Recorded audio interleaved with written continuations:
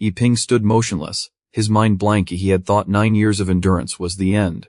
But fate opened a turn more cruel than a nightmare. Yiping had accepted an ordinary fate, studying hard to change his life, but reality slapped his naive expectations. While powerful cultivators roamed the skies, Yiping stood among the crowd, small and helpless like any mortal. Only then did he realize this world was not ordinary, but ruled by magic and divine power. A slip of words stunned Yiping, for deep down he had never believed in a path of immortal cultivation. The manifested system sneered and told him to treat it as a chance to restart his life, so long as he kept advancing. Under cold stares, Yiping burst into tears, pouring all his hatred and despair onto his cruel fate. A wild thought flashed. If he was a transmigrant, he couldn't be pathetic. His talent must be extraordinary. Without hesitation, he raced straight to the spirit test, hoping to confirm his suspicions. Cold light flashed and the 4 words "no spiritual root" stabbed into Yiping's heart. The harsh truth made him scream madly. This transmigration was nothing like he imagined. Just as Yiping neared the bottom of despair, an old man appeared, offering a faint hope.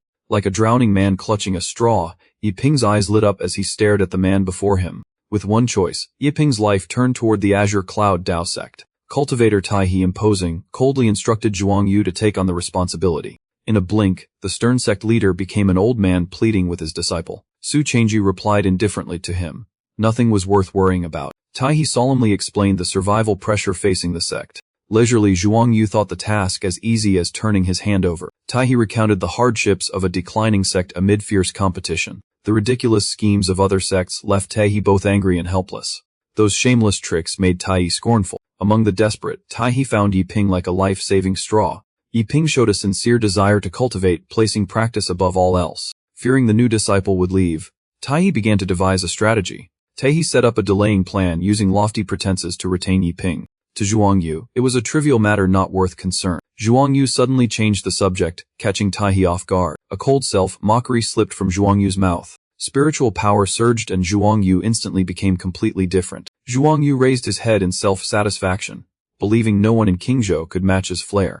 He laughed boastfully while Taihe silently shook his head, finding the arrogance laughable. Taihe quickly grew serious again, demanding Zhuang Yu must achieve the goal of keeping him. Zhuang Yu suddenly rushed forward, leaving Taihe no time to react. With overflowing confidence, Zhuang Yu affirmed the mission was far too simple. Zhuang Yu quietly shaped Yiping's mindset, forcing him to devote his life to the Azure Cloud Dao sect. Taihe showed satisfaction, seeing it as a good sign for the sect's future. He built a fearsome image, intimidating the new entrant with grandiose words.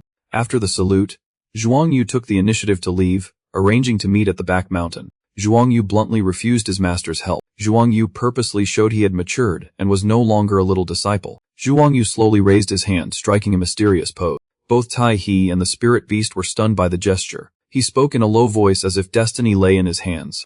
Zhuang Yu's demeanor made onlookers think he was about to unleash a supreme skill. Taihe couldn't believe it, since this disciple had never shown talent in swordsmanship. Zhuang Yu grew more pleased with himself, convinced he had surpassed his former self. Time passed in silence and nothing happened. The silence bred suspicion and the atmosphere became awkward. He hurriedly covered it up, leaving Taihe to shake his head in helplessness. Night fell and the back mountain sank into cold stillness. Amid the hazy clouds, Zhuang Yu's figure appeared alone. Though shivering, he told himself this was a perfect opening for the plan. Pride made him grit his teeth against the cold. When Yiping appeared, Zhuang Yu quickly assumed the role of an imposing senior. Zhuang Yu carefully adjusted his appearance, treating the meeting as very important. Yiping, tired and annoyed, found cultivators truly inscrutable. A sudden light forced Yiping to drop all his complaints. An imposing figure gradually emerged, exuding an extraordinary aura. Zhuang Yu immediately played the aloof senior, his presence overwhelming his counterpart. To Yiping, the figure seemed surrounded by heaven and earth light, pulling his gaze involuntarily.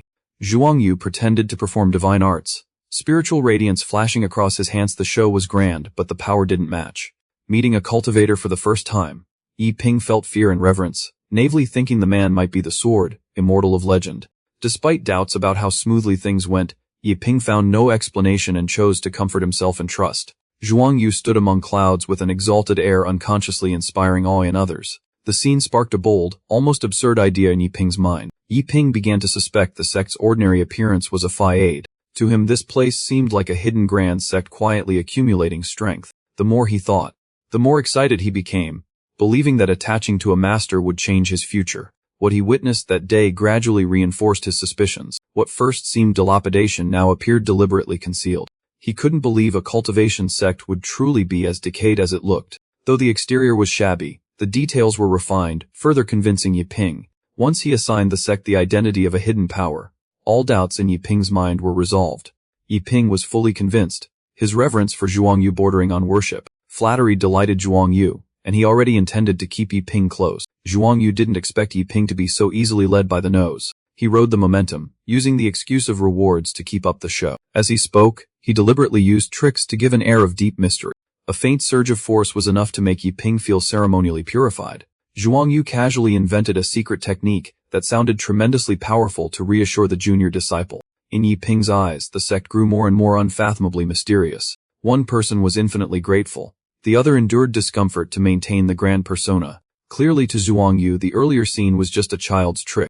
Zhuangyu began the next act, trying to appear profound. Yiping confidently believed he was entering the script of a peerless master. A vague question left Yiping's mind blank. Zhuangyu had already prepared the stage for his sermon. The question pressed on Yiping's mind like a heavy stone. Yiping became extremely earnest, fearing a single wrong word would lose a 1,000-year chance. He concentrated all his analysis, convinced the seemingly simple question hid a deep meaning. The more he thought, the more lost he became, while Zhuangyu just wanted him to answer quickly. Time dragged on and Zhuangyu grew cold and annoyed, his patience waning. Pressed to answer, Yiping risked giving his symbolic response.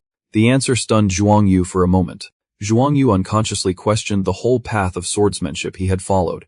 Compared to that remark, Zhuangyu's achievements suddenly seemed laughably small. Yiping began to fear he had spoken too far. In Zhuangyu's eyes, Yiping became unexpectedly profound. Zhuangyu used gentle words to preserve his image, and Yiping obediently followed. Zhuangyu decided to let actions speak instead of words. With a single sword, the generated momentum was enough to move others. Zhuangyu casually left behind a chance and did not look back. He tossed out a promise, leaving the outcome entirely to Yiping's talent. Yiping fully believed he had entered a true hidden sect. Zhuangyu withdrew quickly, as if another performance awaited. The junior sister's figure appeared under the moonlight. She curiously asked about the result of the earlier trial. Her smile made the atmosphere gentle. A familiar teasing between senior and junior unfolded. A new flashy idea quickly formed in Zhuangyu's mind.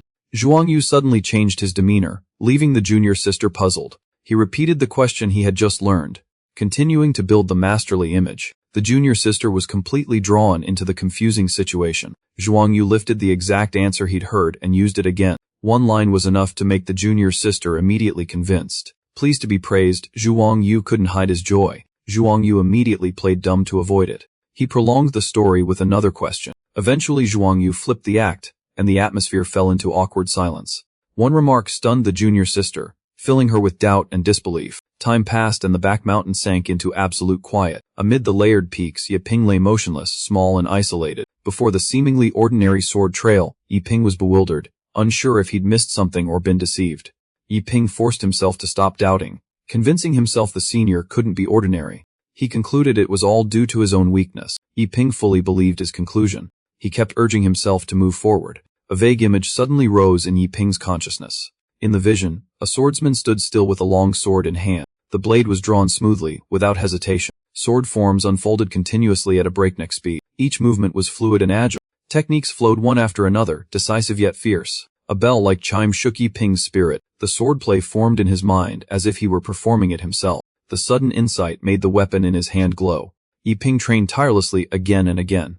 Lightning, like light, kept appearing with each strike. The unfamiliar moves gradually became familiar to Yiping. The more he practiced, the more skilled he became, changing both mind and body. His repertoire grew far beyond the beginning. The sword technique was pushed to a complete set of 100 moves. The climax of awakening shook his mind violently. Returning to consciousness, Yiping was stunned by what he'd experienced. He suddenly realized the source of all the changes was that senior. A seemingly simple chance unlocked astonishing potential. After years of bad luck, Yiping finally saw his fate turn. He forced himself to stay calm, believing the sword path was still long ahead. 7 days passed as the scenery around the senior's residence lay in vast mist. On the table, Zhuangyu's showy treasure box glittered gold, extremely ostentatious. Zhuangyu casually picked an item and straightened his clothes before leaving. A corner of Zhuangyu's mouth curved up, his mood very pleased. He set off eagerly, leaving behind only a single imposing figure. Crossing the bridge nearly exhausted Zhuangyu's strength. He trudged on, blaming himself and wishing he'd chosen an easier path earlier. Thinking of being underestimated in swordsmanship made him angrier the more he thought. At that moment, Zhuang Yu decisively admitted he had never truly understood sword intent. The junior sister's blunt teasing left Zhuang Yu half amused, half exasperated. Zhuang Yu immediately reacted, stressing that the sword way is no joke. He began to boast about the extraordinary origin of the Four Thunder Sword. The Four Thunder Sword is a technique tied to the four seasons, with immense power. This sword art has a clear cultivation progression that becomes more terrifying over time. Zhuang Yu could not hide his pride while speaking of his achievements. The junior sister's dismissive attitude angered Zhuang Yu. He confidently outlined his glorious path of cultivation. Faced with his confidence, the junior sister dared not tease him further. She grew curious about the limits of sword talent. Zhuang Yu dismissed that question as fanciful. He began to explain the true nature of the sword way. Sword intent is an almost unimaginable realm. The void sword venerable is an existence before which the 10 kingdoms bow. The junior sister didn't give up and kept pressing questions. Zhuang Yu flatly denied possessing such an ability. Zhuang Yu finally arrived at the place where the junior disciple cultivated. He adjusted his breath while worrying about the junior disciple's condition. Yiping's sudden appearance startled Zhuang Yu. Yiping's emaciated look made Zhuang Yu begin to doubt himself. Zhuang Yu couldn't help feeling guilty. In the end, Zhuang Yu chose the bigger picture, deciding to make amends to Yiping later. Yiping slowly rose, still not fully clear-headed, keeping up the formal greeting for the senior brother. Zhuang Yu quickly hid his emotions and adopted a serious demeanor to probe progress. He didn't forget to urge Yiping to show his cultivation results. Yiping frankly admitted he had gains, all thanks to the chance from the senior brother. Zhuang Yu forced a smile, saying it's not strange to not understand it. Sensing something off, Zhuang Yu immediately queried again with surprise. Yiping calmly confirmed that he had grasped about 400 sword moves. Upon hearing that, Zhuang Yu laughed nonstop, deeming the number unworthy of mention. That reaction confused Yiping, who thought himself still too weak. Yiping believed that to the senior brother's eyes, 400 moves were indeed insignificant. He silently blamed himself as inadequate, thinking he lacked talent. Zhuang Yu gently reassured him, suggesting he would not belittle Yiping. Yiping firmly confirmed it, while Zhuang Yu thought he was just making excuses. Yiping began to feel insecure, doubting himself. He modestly explained he only relied on that chance. Zhuang Yu felt awkward, thinking Yiping was underrating the sword way. Zhuang Yu grew indignant, believing cultivators shouldn't be mocked like that. He decided to verify personally, asking Yiping to prove his strength. Yiping did not hesitate and immediately agreed. Zhuang Yu thought Yiping was about to reveal the truth. Yiping summoned a sword into his hand. He relied on all the experience he had amassed. The sword moves were executed in neat succession. Blade light shimmered, a faint gold trailing each stroke. Each move was crisp, carrying a cold demeanor. Zhuang Yu silently assessed, noting Yiping's astonishing speed of draw. Yiping kept changing position as he danced the sword. Offense and defense flowed seamlessly, without a gap. The sword sequence was so continuous it shook even Zhuang Yu. The sword in Yiping's hand never paused. Each blade afterimage carried a chilling murderous intent. The sword aura was so icy it terrified onlookers. The moves kept coming, leaping from 36 to over 100 in an instant. The sky trembled as thunderlight suddenly surged. The thunderlight converged and took the form of a dragon. A dragon's roar echoed the very portent he'd seen in his dream. Zhuang Yu was rendered completely speechless by the sight. The portent fully manifested, and Zhuang Yu's lifelong dream was realized by another first. Before he could absorb the reality, deeper terror seized him. A second thunder dragon appeared, signifying the completion of the lower thunder sword. A third thunder dragon followed closely. 2 dragons appeared together, a scene never recorded in history. The thunder dragons coiled around each other with earth-shaking majesty. Sword speed skyrocketed. Yiping's figure nearly vanished in afterimages.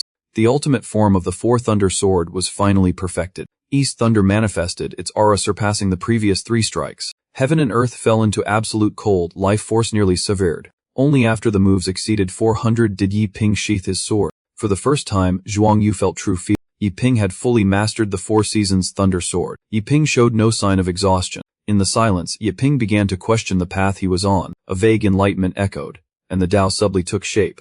Zhuang Yu heard it but could not keep up. Yiping finally broke free from his mental shackles. Yiping's words only added to Zhuang Yu's confusion. Yiping decided to test the sword path beyond the mundane. He struck a new blow imbued with fresh will. Zhuang Yu watched the blade light and froze. The strike reversed life and death, carrying a sense of rebirth beyond time. Zhuang Yu's gaze slowly shifted to where the sword fell. The tree there suddenly burst into growth. Vitality surged, green covering the ground. Life spread endlessly as if never depleted. As soon as the sword intent was grasped, the heavens transformed. Zhuang Yu felt the sword as the convergence of heaven and earth. The sword's might made it seem a single thought could flatten an army. Shattered in perception, Zhuang Yu forced himself to stand still for the moment. Zhuang Yu cried out, unable to believe this was merely sword intent. The blade light vanished, leaving only a wasteland and lingering pressure. Yiping frowned, regretting that the state couldn't be sustained. Seeing the scene, Yiping blamed his talent for being insufficient to hold that power. Hearing this, Zhuang Yu's mind scrambled, unable to accept that self-assessment. Memories surfaced. It was the Void Sword Venerable who had led him into the sword way. That single strike made Zhuang Yu realize Yiping possessed a rare sword, nature destined for the peak. Yiping cautiously reassured him, saying he was still lacking and would work harder. His heart screamed.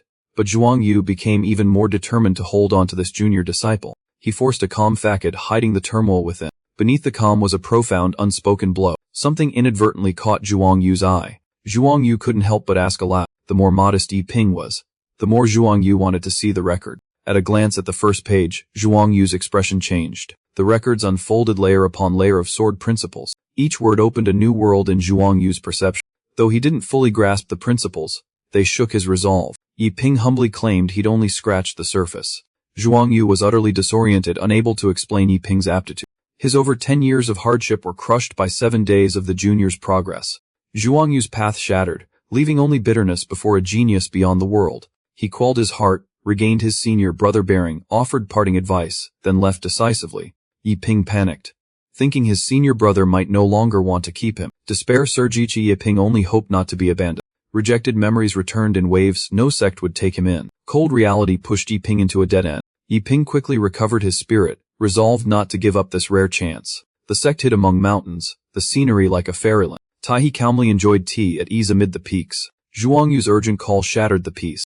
Zhuang Yu's panic pulled even Taihe into tension. Zhuang Yu solemnly announced shocking news of a true prodigy. The news left Taihe utterly stunned. Taihe turned pale and demanded a clear explanation from Zhuang Yu.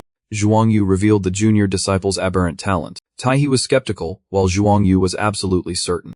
Zhuang Yu presented the portent as evidence to prove his claim. Taihe was shocked to realize he had misunderstood. The truth revealed, Taihe's heart trembled violently. Pride burst forth, and Taihe couldn't hide his emotion. Taihe was so overjoyed he fainted, leaving Zhuang Yu flustered. Taihe pulled himself together to curb his excessive excitement. Taihe insisted that keeping Yiping would benefit both sides. Taihe soberly urged Zhuang Yu to face the realities of cultivation. Beneath the dignified air lay a plan to secure the talent. Zhuang Yu revered his master and vowed absolute secrecy. Calm outside, but inside familiar desperation brewed. Zhuang Yu's cry startled Taihe. Just from Zhuang Yu's expression, Taihe knew it was serious. Taihe's eyes were full of vigilance and sorrow. Taihe panicked and prepared to flee, forcing Zhuang Yu to rush to explain. Taihe turned pale, eyes wary, questioning if there were more crises. Anger flared and Taihe lashed out, scolding Zhuang Yu for alarming people. The sect's condition that met their eyes was one of desolation and decline. Weathered by hardship, Taihe calmly absorbed the new bad news. A cold notice signaled an impending financial disaster for Qinjian. The unease aged Taihe's face noticeably. Rage exploded. Taihe shouted against the injustice.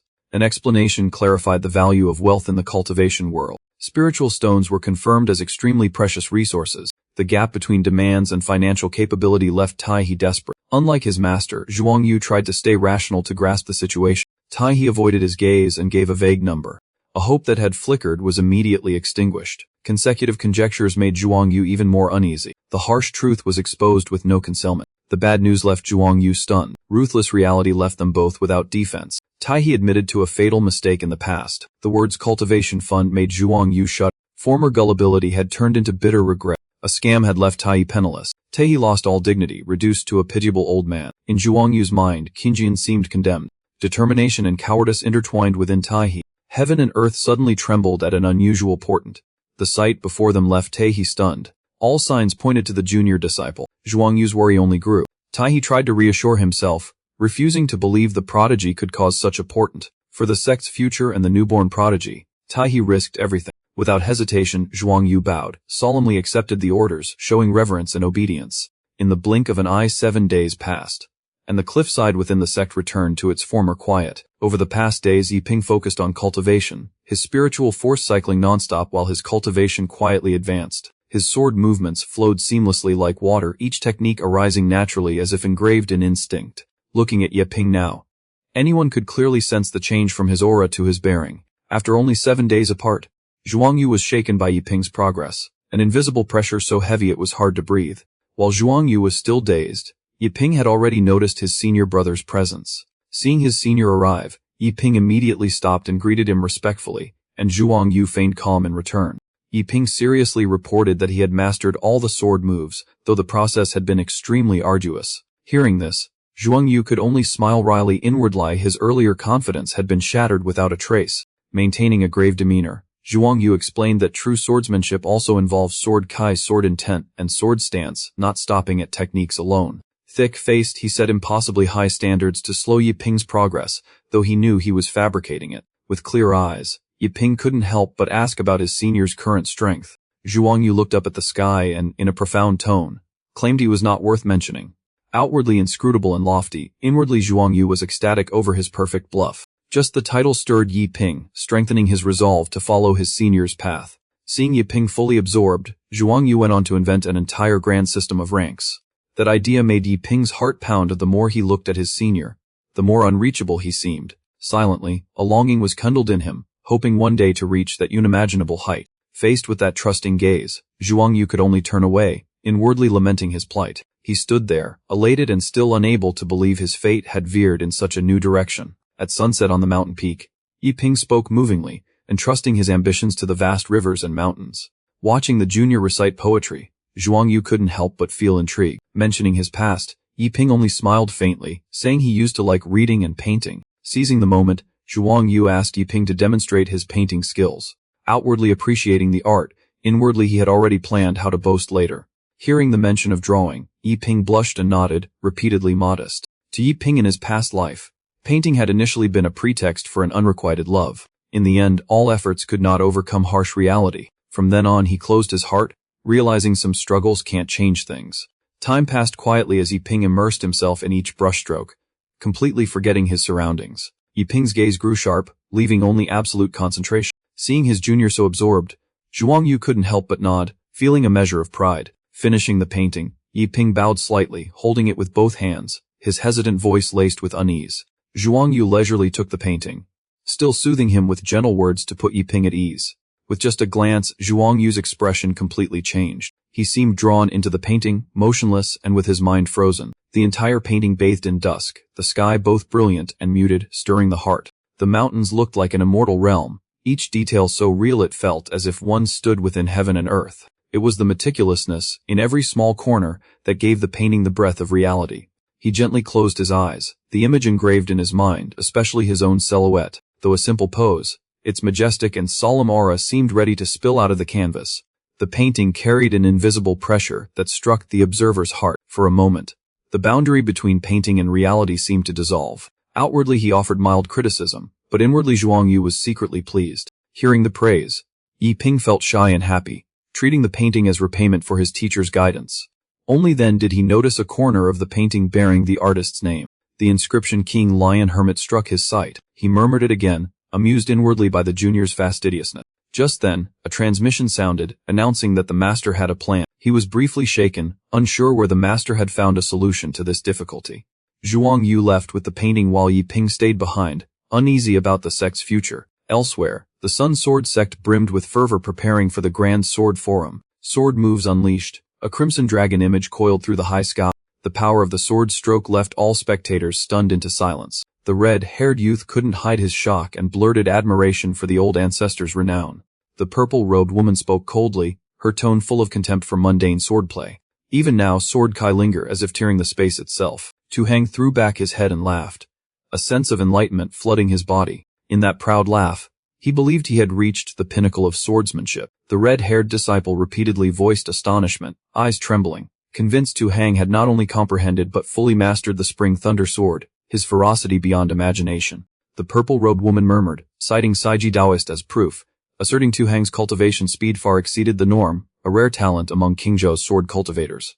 The defeated disciples hadn't recovered, sitting motionless with hollow faces as if their spirits were shattered by the blow. The young purple-haired man proactively congratulated Ming's sword, praising the other's gaze that drew in opponents, and judging Tu Hang to have a strong chance at the top spot.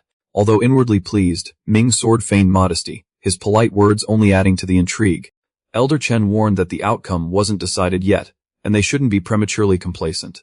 Beneath the reminder, Ming's sword subtly mocked the other faction's disciples as inexperienced and overconfident, thus slow to progress. Sensing the implication, the others immediately grew angry, their eyes cold as they demanded an explanation. Seeing the tense atmosphere, the purple-haired youth stepped in to mediate and emphasized the sect leader's order about the top 10.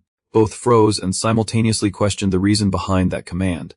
The purple-haired youth said sternly that the reward this time was qualification to enter the Taiaxuan Sword Tower. As the news ended, both their expressions changed instantly. The value of that opportunity was already obvious and needed no further words. Recalling that opportunity, Ming's sword couldn't hide his ambition. Firmly believing this plan would succeed, Elder Chen remained cautious, warning of the risk of being embarrassed by outsiders. Ming's sword laughed arrogantly and boldly vowed that Tu Hang would not lose to a small sect. The Azure Cloud Dao sect lay in a serene scene, the sect leader's residence seeming detached from the mundane world.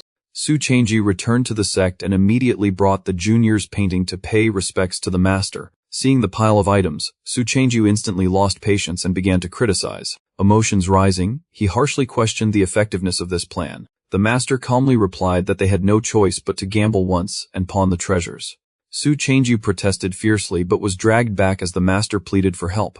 The master's gaze suddenly fixed on the painting, and he grew interested. Before anyone could stop him, the master snatched the painting and decided to sell it despite objections. Not long after, the two stood before a pawnshop. The shop owner wore blazing red and greeted them enthusiastically. When asked his intent, the master immediately insisted he had only precious goods with him. The owner smoothly flattered them, his words full of sycophancy. His gaze shifted over the items on display. In a blink, the smile on his face froze. The owner's eyes suddenly landed on an extremely sensitive book. As soon as he realized its contents, his face flushed and he shouted in alarm at finding a forbidden item.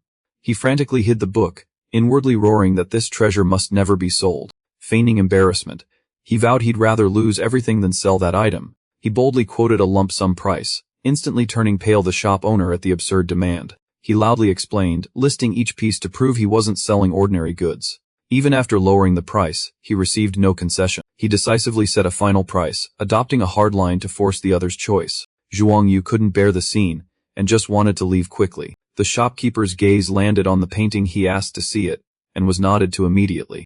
On opening it, he felt struck and immediately thought he'd been tricked.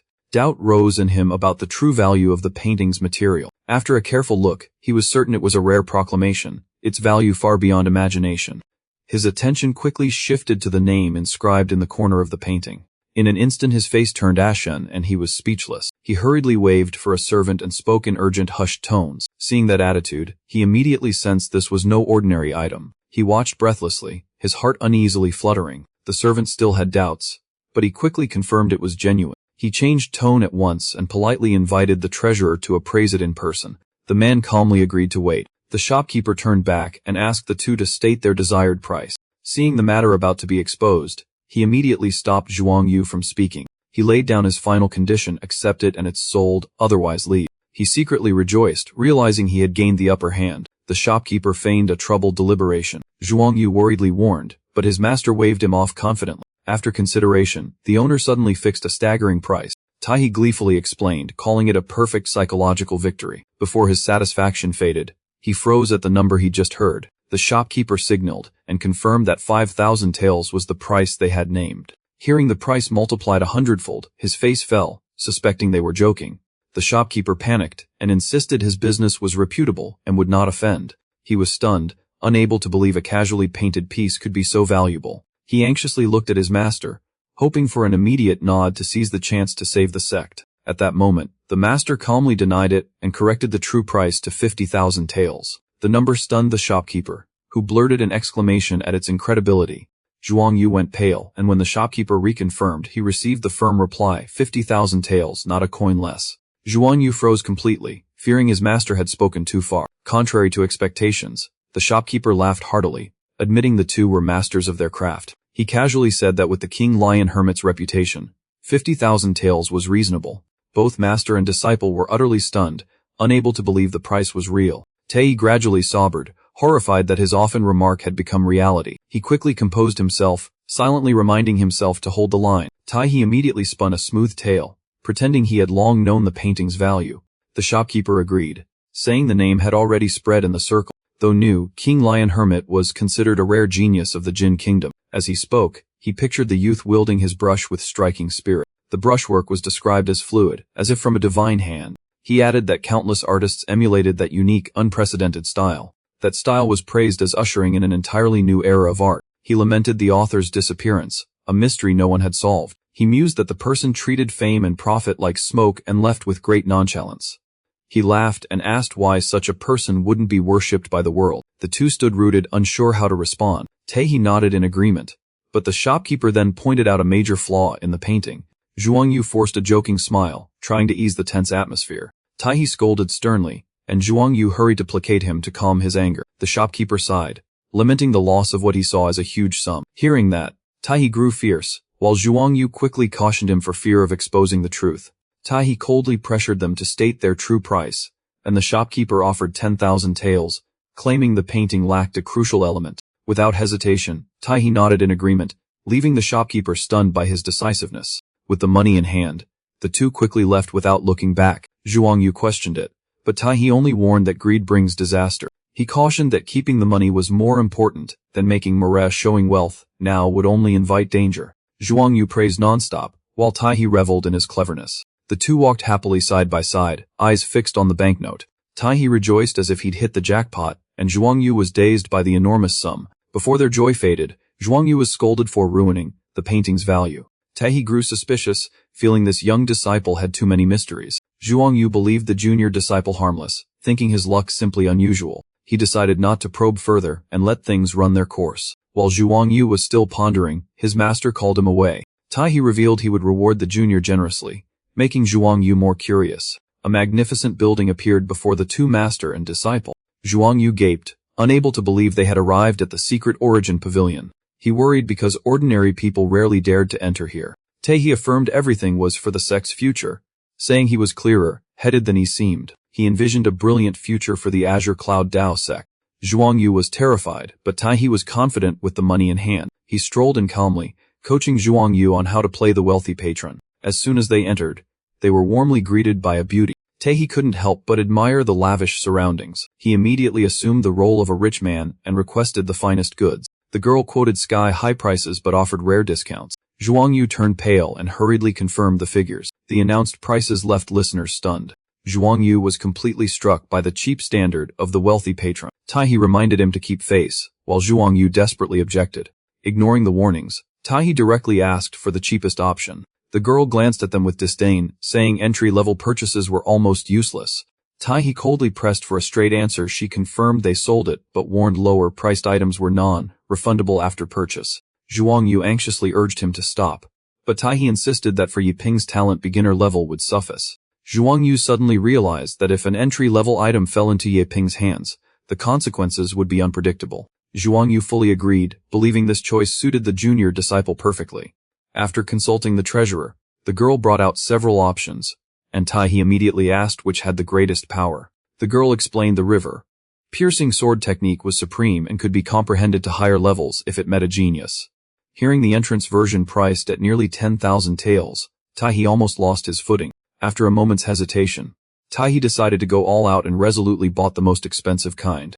Tae-hee even planned to scrape together money to buy pills, declaring that if he sponsored someone he would spare nothing. Zhuang Yu began to truly admire Tae-hee's determination. Zhuang Yu joked to ease the tension, while Tae-hee painfully clutched his money as if losing blood. On the way back, Tae-hee couldn't stop lamenting, and Zhuang Yu could only sigh. Tae-hee suddenly remembered the upcoming examinations for the other disciples. Zhuang Yu asked anxiously, but Tae-hee firmly felt no regrets. Without further explanation, Tae-hee pulled Zhuang Yu to another spot. They finally stopped at a roadside stall selling books by weight. Zhuang Yu couldn't understand what made this place a museum at all. Tae-hee recalled the past, proving that cheap things could also be treasures. Tae-hee haggled fiercely, but the merchant refused to yield. After being pressured, the merchant relented and agreed to sell a limited quantity. While bargaining, Zhuang Yu began flipping through the pile of books on the ground. The book titles left Zhuang Yu both surprised and annoyed. Zhuang Yu silently judged these to be useless things, not worth cultivating. Zhuang Yu still couldn't shake his muddled thoughts. Tae-hee happily gathered the books as if he'd won big. Zhuang Yu hesitantly asked, but Tae-hee casually refused. To Tae-hee, the greatest joy was the sect's future. A teasing remark got Zhuang Yu assigned a heavy-duty punishment. Tae-hee forced Zhuang Yu to take the entry manual and play the part of master to teach it. Zhuang Yu looked at the ragtag stack of books in his hands and frowned in disbelief that with these scraps the little junior brother could really rely on his weird insight to make sense of anything. Tae-hee laughed loudly, saying Zhuang Yu was overthinking because of Yi Ping, stressing that those things were jokes and true techniques wouldn't be sold at a roadside stall. Most of those floating secret manuals merely imitate the appearance of techniques but are empty inside, like fiction compared to real records. He pulled out a few martial holy embryos to show Zhuang Yu the fakery, bluntly saying these are meant to deceive newcomers to cultivation. When asked about the other two juniors, Taihe calmly said everything was arranged and the books were only to mislead Yi Ping. He laughed loudly, insisting that anyone who could make sense of that mess would truly be a monster, and he'd eat the books to prove his point. After some thought, Zhuang Yu suggested using the old trick again, make another painting to solve the techniques for the other two juniors at once. Taihe shook his head and sighed, torn between ethics and benefit, because Yi Ping's uncanny ability to grasp the Tao made the decision hard. Taihe spoke coldly, unwilling to be forced into a difficult choice, deciding to set the matter aside for another day. He solemnly assigned the task, ordering Zhuang Yu to train Yi Ping wholeheartedly in the short time left to prepare for the Grand Sword Tao Assembly in Qingzhou. Zhuang Yu thought he measured and quickly confirmed, for the name Qingzhou Assembly was shockingly significant. He worried that Yi Ping was still weak, saying sending him to a gathering of geniuses was tantamount to sending him to his death. Recalling past experience, Zhuang Yu knew well the terror of that assembly, where geniuses abounded enough to overwhelm people. He instructed carefully, urging Zhuang Yu to hide everything because Yi Ping was not yet qualified to enter a real battlefield. The entire conversation took place quietly in the back hills, where few people passed. On the back hills, Yi Ping swung his sword without stopping, each move trailing brilliant light that seemed to shake the air. Witnessing such enormous progress, Zhuang Yu felt his heart wrench, unable to believe the gap between people. After regaining his composure, Zhuang Yu took the initiative to start a conversation, while Yi Ping was curious about the unexpected visitor. He pretended to be serious and asked whether cultivation had made Yi Ping feel bored. Yi Ping candidly said the more he practiced the more he progressed, and he felt no fatigue at all. Those words left Zhuang Yu silent, feeling deeply struck. He suggested giving him another technique as support during his training. Hearing that, Yi Ping became excited and immediately switched tones to complain that he was actually very bored. Inside, Yi Ping brimmed with expectation, believing a new technique would help him break through faster.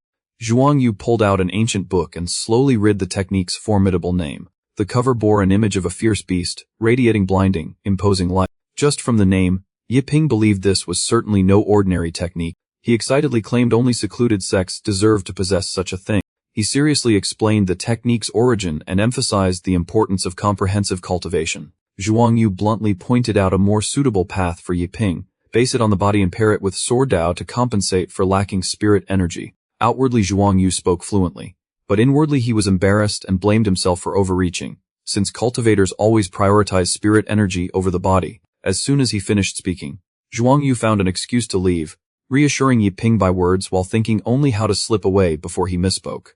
Leaving with a confident air, Zhuang Yu secretly planned to return after mastering the sword techniques, since playing the role of a sage was his specialty. Night fell, yet Yi Ping continued his cultivation without pause. He diligently practiced the sword moves linked to the new body training technique he had been given. While training, the imposing name of the new technique filled his mind, stirring an impatient longing.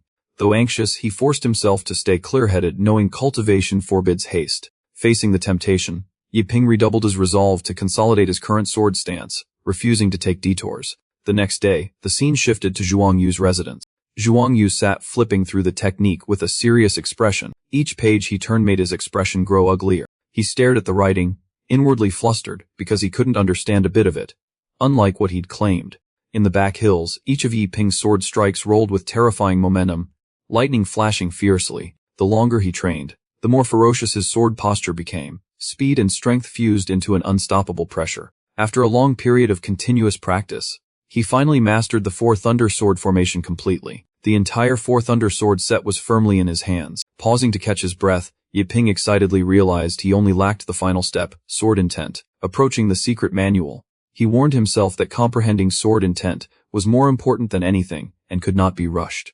He gradually realized his senior brother's intention, to use this technique to rein in impatience and prevent missteps. In Yi Ping's eyes, the senior brother's image grew taller for that careful, profound purpose. He gently flipped the book, focusing all his mind on its contents. On the first page appeared the imposing name of an ancient body, cultivation technique. The text introduced an ancient being who survived countless tribulations and fused with heaven and earth. The author argued the world had gone astray, overvaluing spirit cultivation while neglecting bodily strength. The technique described a bodily realm that could rival heaven and earth.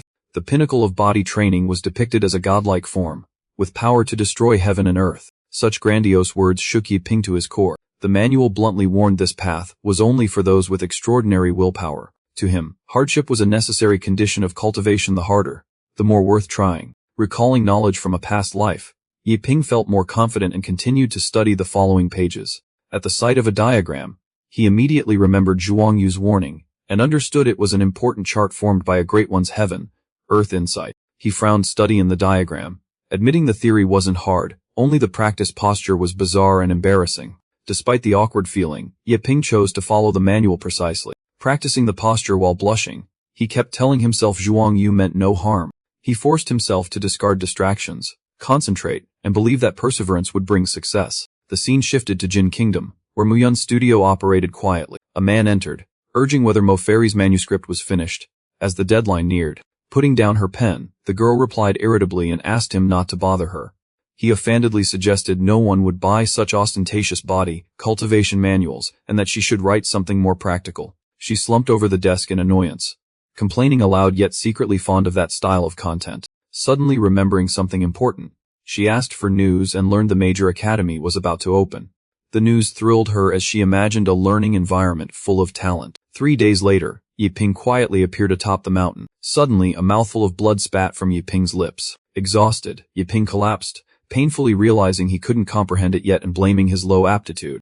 Though drained, he stood up and forced himself to keep testing his endurance. He set harsh limits, devoting nearly entire days to train. His eyes filled with resolve, believing only multiplied effort could make up for his shortcomings. Under the sun he kept practicing, convinced the simple exterior hid profound secrets. Through the night Yiping stood motionless, pondering that truth might lie in the overall view. He dismissed old ideas and continued thinking day and night, linking them to concepts he'd read. In his mind, the heavenly eye and the law eye represented different layers of insight.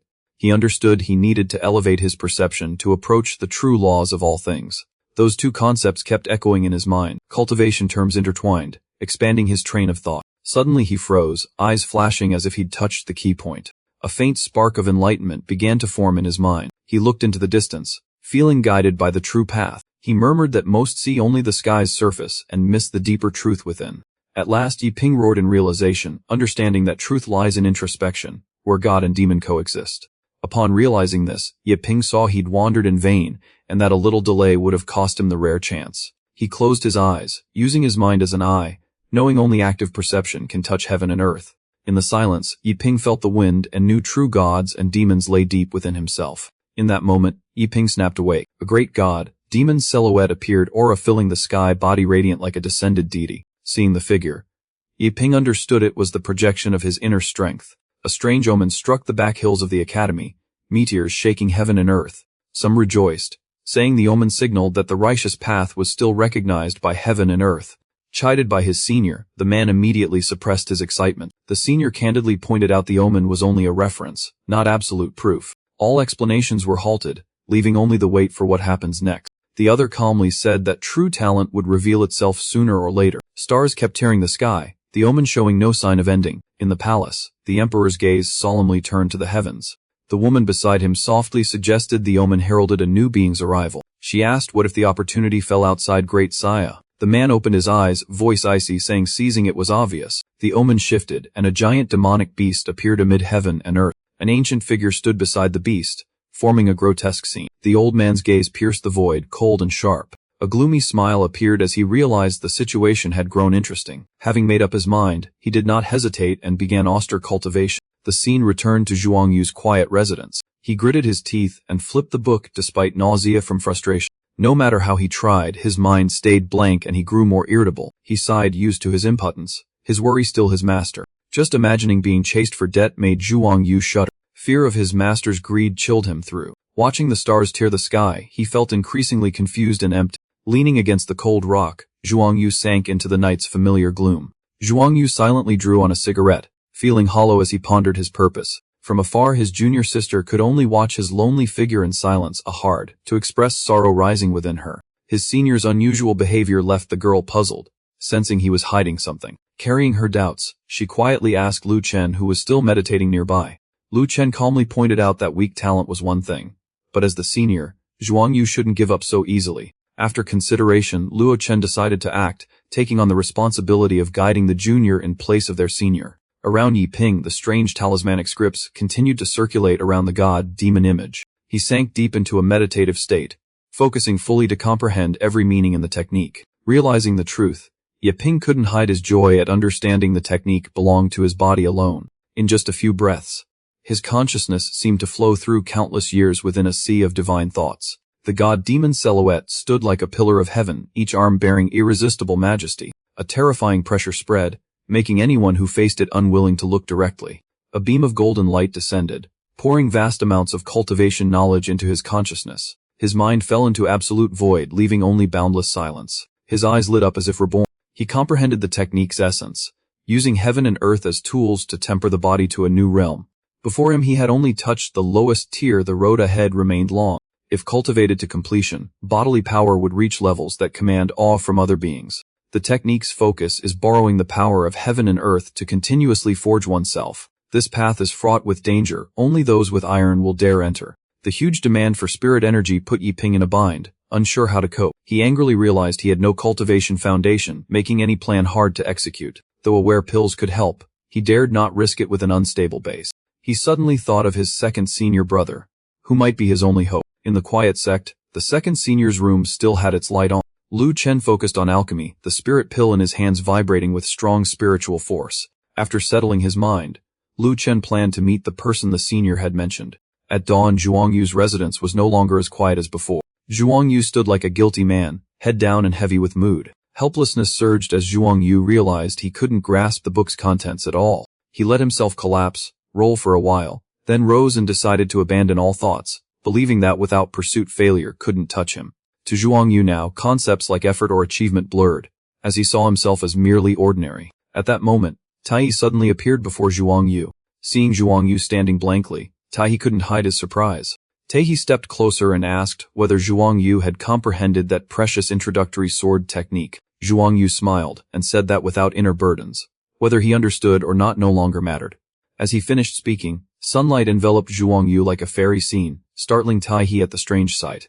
He calmly admitted he had achieved nothing, only that he had let go of all attachments. Tae showed no surprise and decided to take Zhuang Yu to the Silent Forest mountain range vein. He believed a life and death trial could open new opportunities, so he would lead the way himself. Hearing this, Zhuang Yu was terrified, unable to believe his master would venture so deep into danger. The Silent Forest mountain range vein was notorious and deadly, where even Kingzhou masters struggled to survive. Tai bluntly said he'd hunt demonic beasts along the way to exchange for spirit stones for the sect. Zhuang Yu turned and fled, while Tai scolded him for claiming to give up yet fearing death. The fourth undersword sect sat majestic amid the landscape, deserving its status as Kingzhou's great sect. An elder expressed satisfaction and praised the results of this sword technique assessment. Two outstanding disciples elevated the sword technique to its peak, earning widespread admiration. His tone grew grave, warning everyone to prepare seriously for the upcoming Grand Assembly. The top 10 will be personally taught by the sect master, a rare opportunity.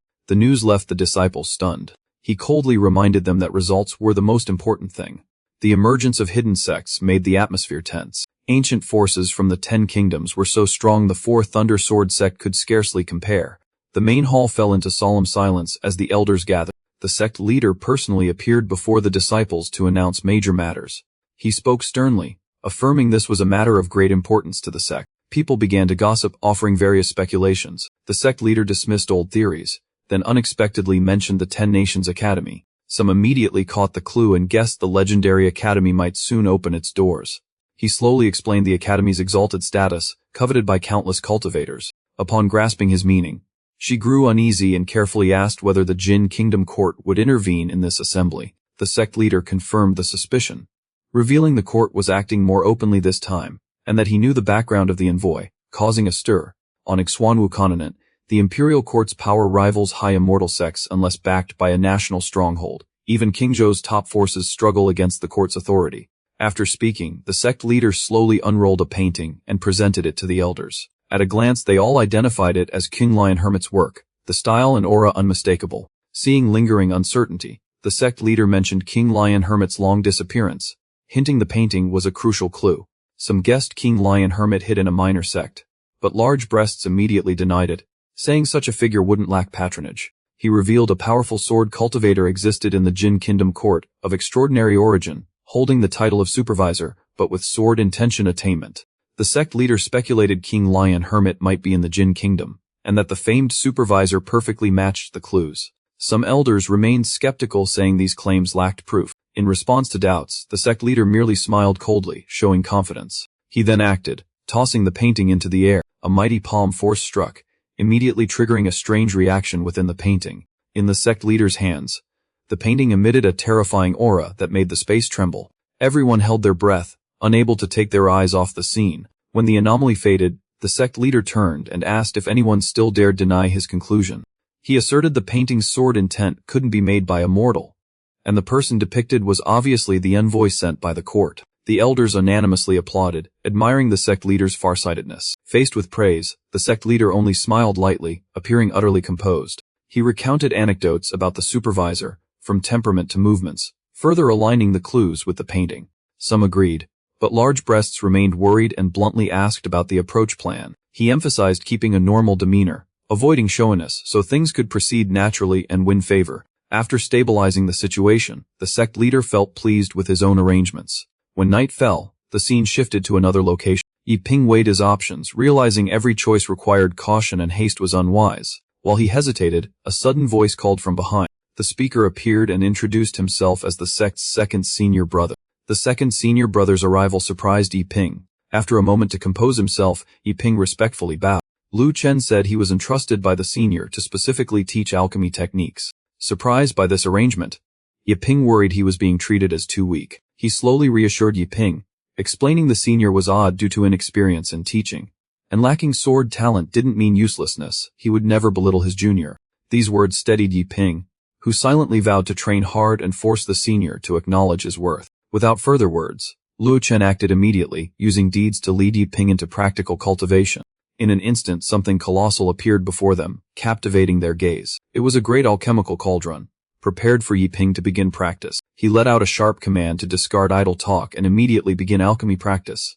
Facing the trial, Yi Ping did not retreat and accepted it calmly. While demonstrating, Luo Chen explained the alchemical path and asked Yi Ping, what deserves the title of Supreme Alchemist? Staring at the great cauldron, Yi Ping fell into thought, sensing the question had appeared somewhere in his memory. Seeing Yi Ping silent, Lu Chen changed the question, probing the ultimate limit of the sword way. Speculation rose in Yi Ping's mind as he felt the second senior brother was far from simple. He believed the pinnacle alchemist could drive people mad for a single pill, surpassing ordinary cultivators' limits. Yi Ping thought that because elixirs could extend life, cultivators, no matter how strong, must rely on alchemists. After hearing this, Lu Chen dismissed that view but admitted it wasn't trivial. Not satisfied, Yi Ping added that alchemy could also change fate and a person's innate talent. Lu Chen refuted that and described the highest realm. True alchemy fuses heaven and earth into each pill. Those words stunned Yi Ping, his mind repeating that terrifying notion. Although he'd read many cultivation tales, Yi Ping had never heard of such world-defying alchemy. That very horror excited Yi Ping, who sensed a power rivaling the sword way. He mustered the courage to ask directly, and Lu Chen calmly said he had approached that realm. This made Yi Ping certain the second senior brother wasn't lying, and that the sect ran deeper than expected. Lu Chen inwardly felt a pang, realizing he'd exaggerated, but he kept up an air of profundity. A sudden impulse rose in him having said it. He thought he'd let his junior test it. He quickly guided Yi Ping into the basics, starting from the most elementary foundations. He taught that every pill carries toxicity, but insisted there were methods to refine without side effects. He felt some unease but kept calm and continued speaking. Lu Chen argued the root of toxicity lay within the medicinal materials themselves. By that logic, without toxicity the medicinal potency could not exist either. Finally Yi Ping proposed the key idea to be non-poisonous. One cannot use ordinary ingredients. Yi Ping countered on the core issue, and his counterpart calmly replied that all knowledge beyond initial perception is easily denied. He cited sword immortals as an example to show disbelief often stems from limited vision. Yi Ping admitted the problem lay in perception limits, not the nature of the matter. He explained that medicinal material is essentially spirit ki transformed during its formation. Lu Chen affirmed high-level alchemy can draw directly from heaven, and earth spirit ki needing no raw ingredients. After considering it, Yi Ping found this claim entirely logical and consistent. Yi Ping pressed further about replacing innate roots and received a rather pessimistic answer. He explained the reason was the enormous cost and consumption, beyond most power's means.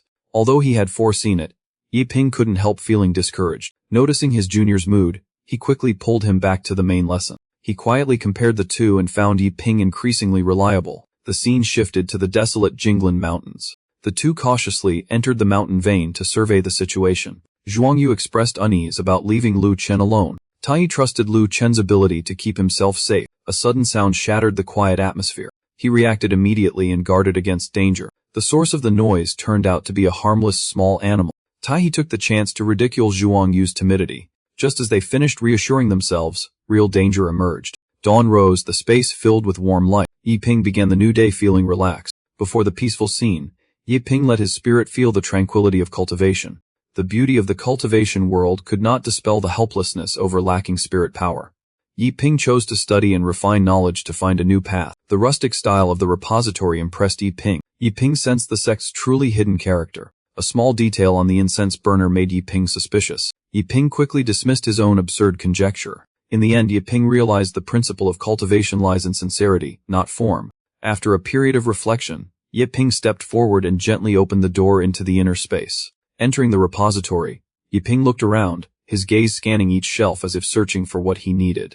Before Yiping lay a series of legendary manuals famed across the cultivation world, each title carrying a terrifying aura and extraordinary provenance. Not only that, the legendary supreme techniques were fully displayed, startling anyone who saw them. The sight left Yiping dazed as cultivation methods that should have been guarded were laid out quietly like ordinary books.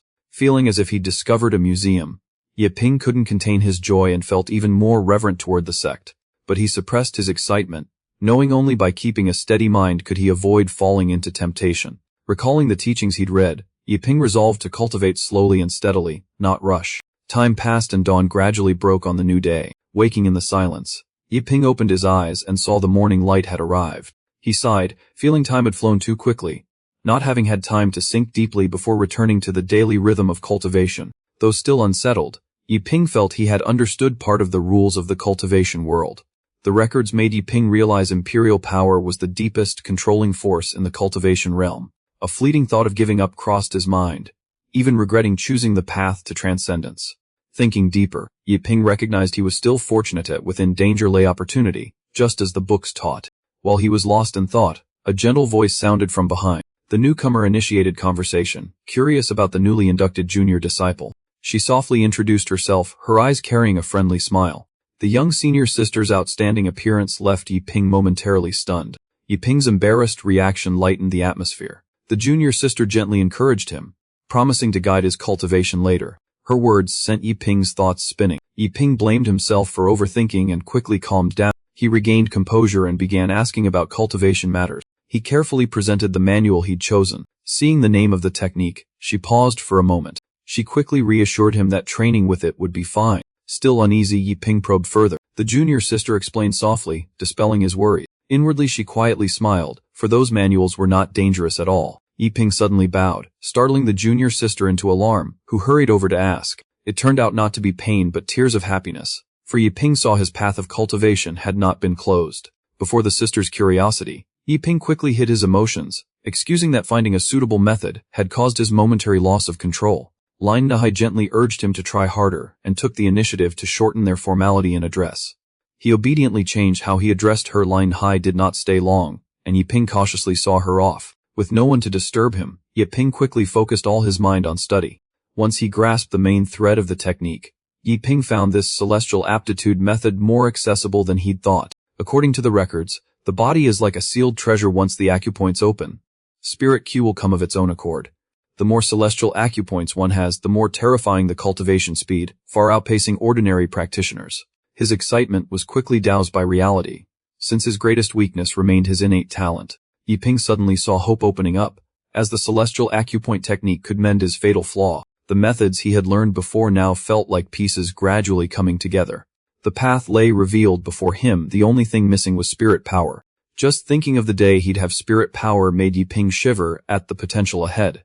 Yiping acted decisively, beginning the greatest turning point of his life. Elsewhere, trouble was quietly rising as well. Taihe took a heavy blow and lay on the ground, exhausted. Zhuangyu forced himself to hold on, using willpower to cover the gap in strength. In the crisis, Taihe urged Zhuang Yu to flee to save his life. Zhuang Yu vehemently refused, swearing not to be a heartless coward. He charged back into the fight, determined to stand between the beast and his master.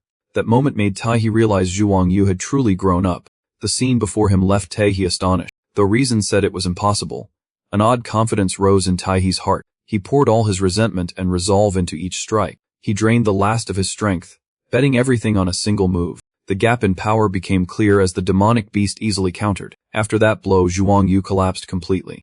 Taihe stood frozen, unable to believe the outcome could be so cruel. Even in that dire moment, Zhuang Yu mocked, which left Taihe both angry and pained. The demon beast would wait no longer. Its roar signaled the incoming strike. In the air, savage power gathered into a terrifying sphere of energy aimed at the two of them. At the brink of death, Zhuang Yu wailed his last words, while Taihe only gave a bitter laugh, scolding him for still being undignified. At the moment of deepest despair, a commanding shout suddenly shook the space. Before the killing blow landed, the beast was ambushed from behind. The unleashed power made the space tremble violently. After the blast, the demon beast was torn apart, only scraps falling down. Seeing their savior clearly, Zhuang Yu was stunned, unable to hide his doubt. A nun appeared with imposing dignity, effortlessly slaying the beast in an instant. She asked sternly why two weak ones had crawled into such danger. Zhuang Yu immediately recognized her identity and hastily informed his master. The unusual reactions of the master and disciple made her even more puzzled about the situation. Her gaze slowly shifted to the other person. For a moment she felt an inexplicable familiarity. After comparison, everyone realized the person matched the figure in the painting. She struggled to steady her mind and remember the strict orders before setting out. Taihe warned his disciple in a low voice to remain calm before someone powerful. Silence fell, an invisible pressure enveloping both sides. Finally Taihe broke the silence. The opposing group hadn't yet recovered from the two's actions. The more Zhuang Yu thought, the more frightened he became, for the other's gaze made him uneasy. Worry turned Zhuang Yu's expression colder than usual. His inadvertent stare created pressure that made the others more cautious. She performed a careful salute, trying to remain moderate and polite. The other's change of attitude left Taihe completely baffled. Taihe reluctantly replied with a perfunctory reason. The conversation quickly fell into deadlock. Her gaze suddenly locked onto a spot on Taihe's body. She immediately asked, fearing he had been injured. Large breasts promptly offered the pill, playing her role before the seniors. At a glance the pill horrified them both. It was a rare spirit pill, its value incalculable. Zhuang Yu grew suspicious. Thinking the favor too unusual despite Taihe's explanation, he wanted to avoid trouble. Zhuang Yu quickly found an excuse to leave, politely bidding farewell to cut ties. As the master and disciple left, someone immediately spoke up to detain them. Zhuang Yu sighed inwardly, knowing this was just as he'd predicted and peace would not come yet. Hearing the other's plea, Zhuang Yu grew more wary, imagining all kinds of negative motives. The other cautiously sought instruction on the sword path, asking while fearing misunderstanding. The strange question left Taihe completely unable to grasp their intent. Suddenly Zhuang Yu assumed the role of a master, appearing calm and beginning to speak at length. Zhuang Yu shamelessly declared with confidence that they had found the right person to ask. Taihe panicked and wanted to stop him, but Zhuang Yu ignored him and decided to speak his mind. He casually pointed at a blade of grass, insisting it was also an expression of the sword way. Those words left large breasts dumbfounded. He calmly proclaimed that in his sword way, everything could become an extreme. She couldn't help but question him, finding the argument utterly unreasonable. Taihe wanted to vanish from the scene from sheer embarrassment. Though she didn't understand, she patiently listened as Zhuang Yu spoke of sword mindedness as the highest truth. Zhuang Yu immersed himself in imagination, silently rehearsing sword moves in his mind. In truth it was all supreme boasting, blurring the line between fact and fiction. Everyone fell into a dazed state. No one clearly knew what they just heard. One among them suddenly cried out, claiming he'd comprehended the truth. The others, though understanding nothing, grew more fearful of appearing unenlightened. They all reluctantly praised him, pretending to have fully understood. An outsider watching couldn't make sense of the scene. The sight made him suspect everyone had lost their minds. Zhuang Yu ended indifferently, signaling he didn't want to be entangled further. He left a vague conclusion, leaving everything to fate and insight. In her eyes Zhuang Yu had become a rare, venerable master. Meanwhile far away Yiping remained secluded, steadily accumulating strength. At that moment Yiping halted, closed his eyes tightly, and sank into contemplation as if touching a crucial point. Before him unfolded a serene, aesthetic scene so beautiful it stirred his spirit, like standing before a living painting. When he looked up, Yiping suddenly understood. Doubts vanished. He had located the celestial acupoint he'd long sought. But joy was short-lived as Yiping despaired. Realizing the spirit power required far exceeded his capacity, Yiping hesitated and felt resentful, while gradually realizing the earth absorption technique, seemingly simple, hid deep mysteries. Yiping inadvertently approached what most cultivators never considered, understanding essence rather than mindless practice. From past life experience, Yiping linked cultivation to pursuing results without grasping underlying principles. He understood that only by grasping how spirit power operates could he walk his own path. Yiping's gaze hardened, resolving to follow his own way regardless of the outcome. He kept thinking, reminding himself to adapt his mindset and persistently seek a suitable approach. Time passed quietly. 7 days flew by while Yiping continued his relentless cultivation. Looking back at the lack of progress, Yiping couldn't help feeling disappointed and stuck. After much thought, Yiping decided to set this cultivation aside for the time being. Life around Yiping quickly returned to its familiar peaceful rhythm. Yiping relaxed, returning to the simple pleasure of painting to soothe his spirit.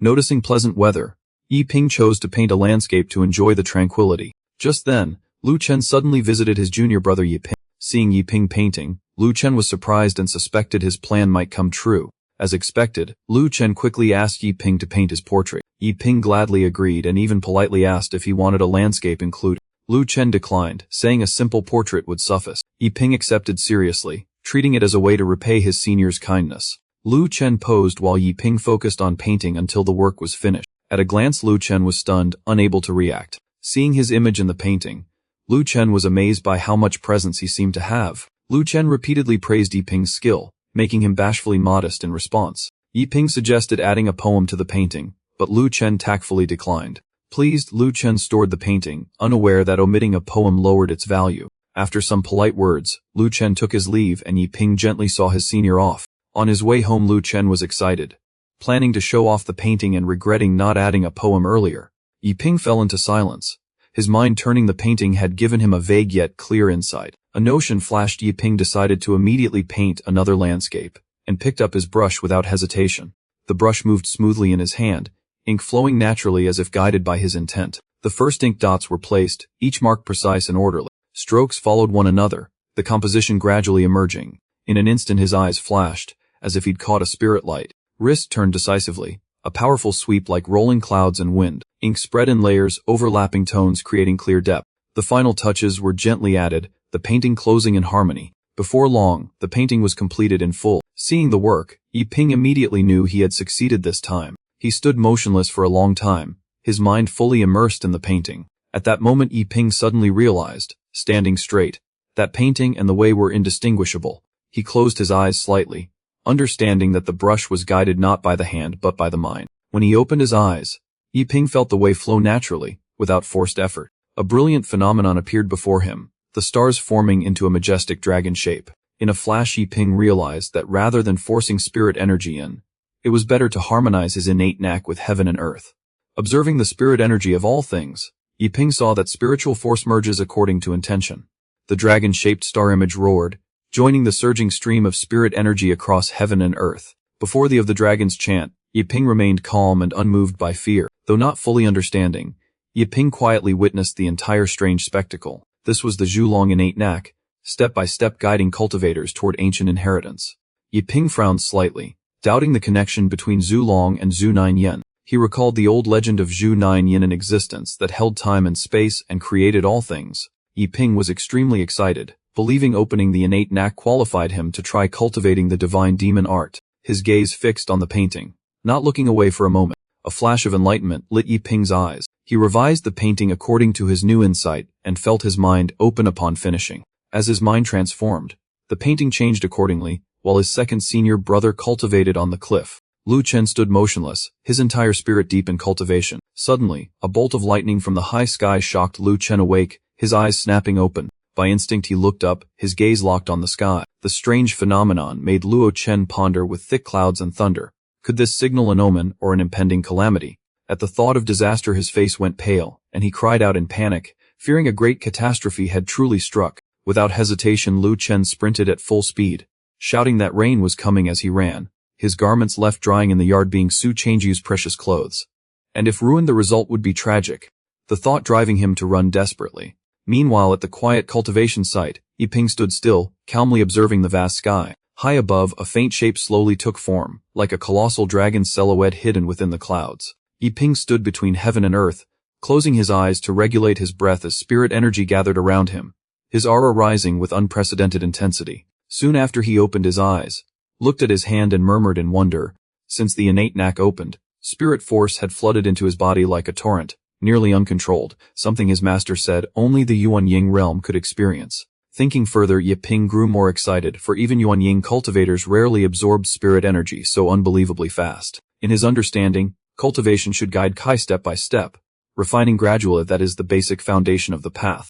Yiping was different. He let spirit energy flow into his body without complex refining, relaxed like sunbathing as the force rose on its own. At this time he had not realized he had turned onto a completely different method of cultivation, forming a unique path. Thinking this, Yiping frowned, though the influx was terrifying.